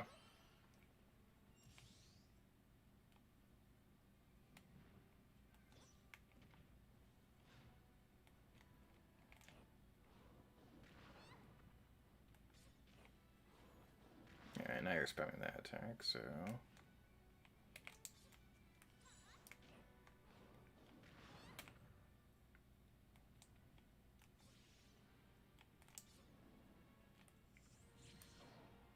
Sorry if I'm getting quiet all of a sudden, I gotta focus on that. Dang it! Dang it.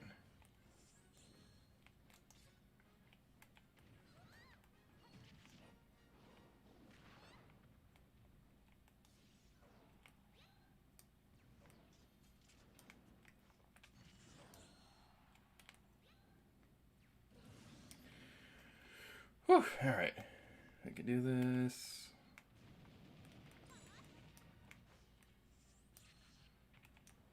Zelda's been my favorite Smash character since Brawl. Nowadays, she's still one of my top mains in the game. Inkling and Joker would probably be tied for like #1 alongside Pyra and Mithra. But my problem with Smash Ultimate Zelda is that it just seems like they kind of went out of their way to choose like one of the more boring versions of Zelda to represent her in the game. Like, they didn't go with Breath of the Wild Zelda, and the reasoning is really stupid, but they didn't even go with Skyward Sword Zelda. And it's like, come on, what's wrong with you people? Yay, we did it! I'm gonna say that replay, that was really cool.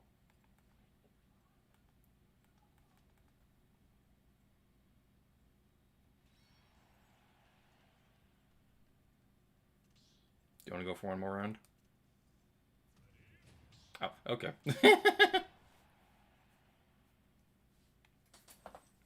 Alright.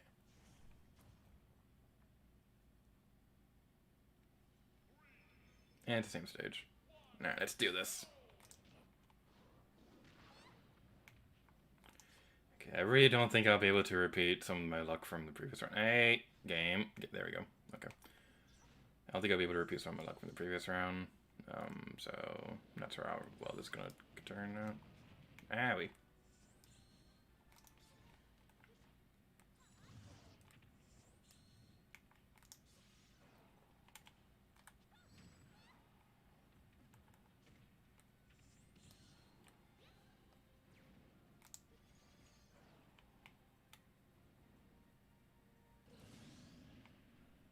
One thing that I'm really hoping to get better at when I'm playing Smash Brothers is that whenever I'm playing Smash, like, one problem that I've noticed I have whenever I look through replays is that I kind of stand still a lot. I don't move nearly as much as I probably should when I'm playing online and things like that. Because my problem is that I have a hard time reading my opponent while moving my own character at the same time. So I usually tend to just like stay in place if I'm trying to figure out what they're trying to do. But then it also leaves me open. So that's one thing that I'm really hoping to improve in the future. One other issue is that I'm also not that good at playing defensively. Like I've seen some strategies where they'll wait for you to attack and then they'll counter it. I probably should be doing that more often, but I usually go more for trying to do a straight up attack and things like that, and it's not always the most ideal situation.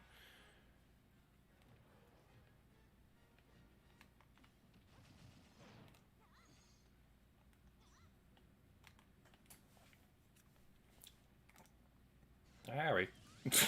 Wow. That was gruesome. Alright. One stock, 0 HP, let's do this. One stock, 16.3 HP, let's do this.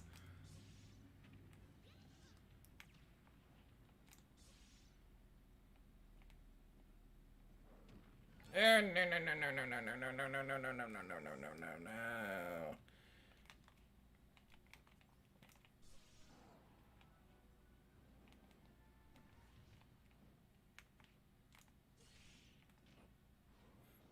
Okay, I'm gonna die. I'm gonna die. Nope. Nope. Nope.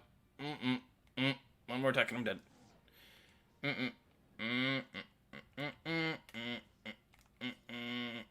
Oh, dang it. Dang it, dang it, dang it, dang it. Alright, that was a good one. I'm gonna see that replay too, that was fun.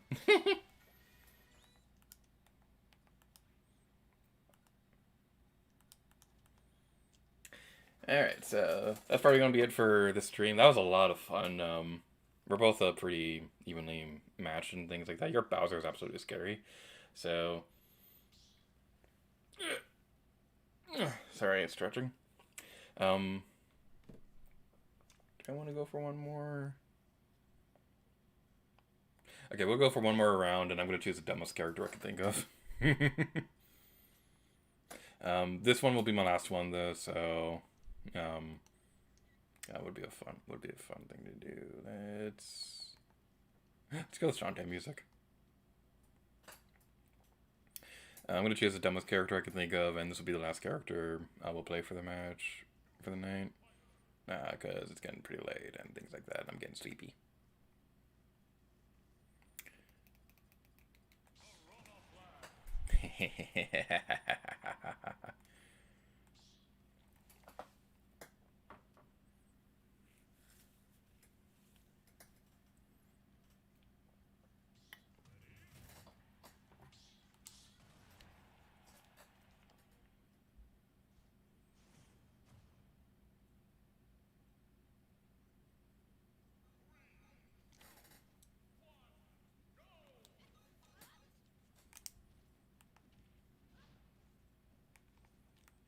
I've not played Piranha Plant in a while, so I don't remember the moves.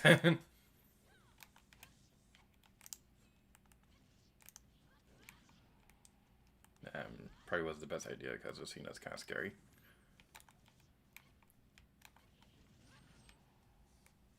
Probably a controversial opinion, but if I were to remove, like if I had to remove Fire Emblem characters and I had to choose between Martha and Lucina, I'd honestly choose Lucina in a heartbeat because, like, yeah, Martha is iconic and all, but I feel like Lucina is probably, again, controversial opinion, but I think Lucina probably is more than Marth because not a lot of people have really played Marth's exact game, but a lot of people got introduced to Fire Emblem through Fire Emblem Awakening and things like that, so I'd rather have Lucina over Marth.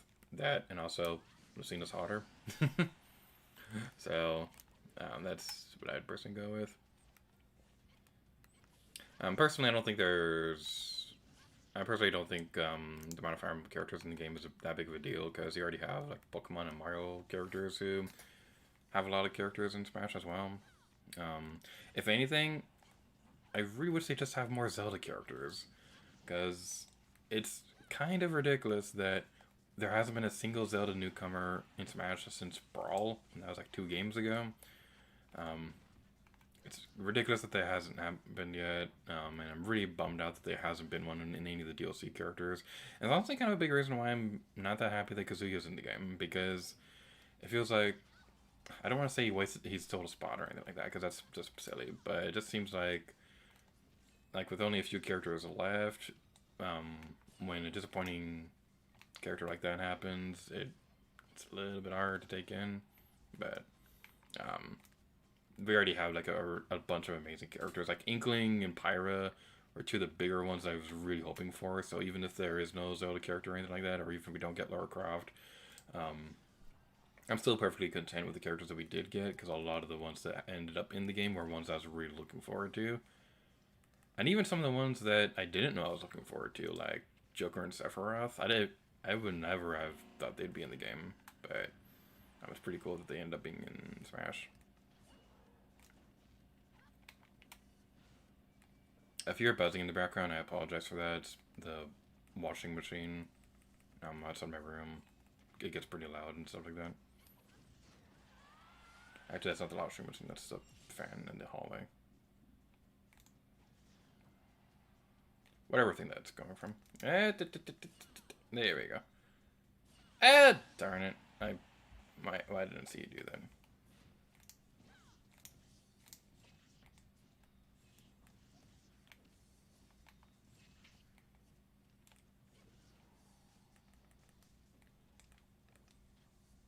Oh no. Oh no.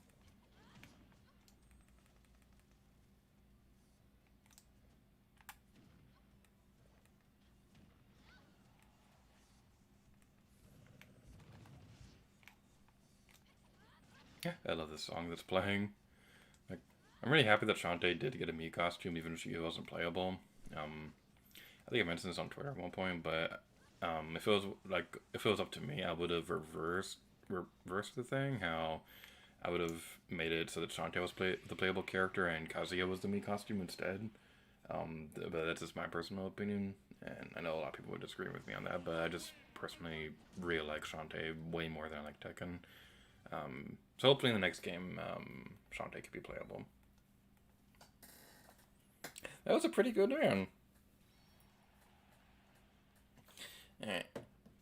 Congratulations, Green Purpose Gaming. You are the winner of Smash Brothers tonight.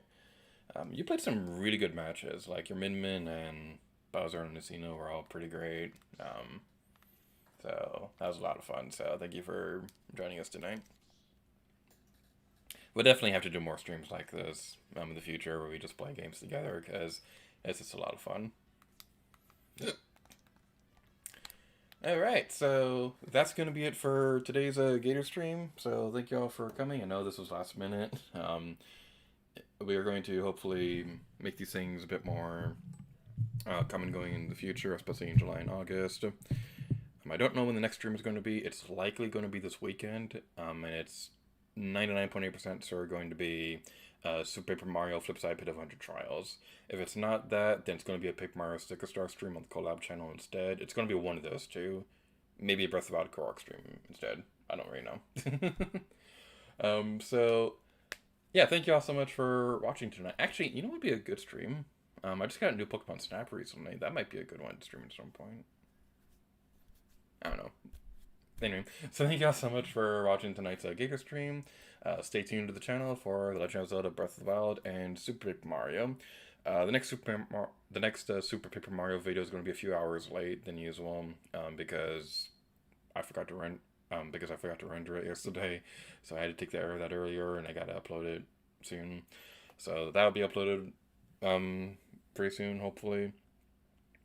Breath of the Wild, Super Mario, and on the collab channel, we recently started Pokemon Emerald Co-Star, and that's been a lot of fun. So, I've been really enjoying that one. But alongside that, stay tuned for other projects we're doing on that channel as well, such as like Thieves Arcunis Co-Star, which just recently returned. It's going to be continuing on a regular schedule until the ending. It's going to be awesome. We also have Dark Country Co-op, and we also have Luigi's Mansion Dark Moon Versus, which will be ending soon. It's going to be super awesome. We have way too many Let's Plays going on right now.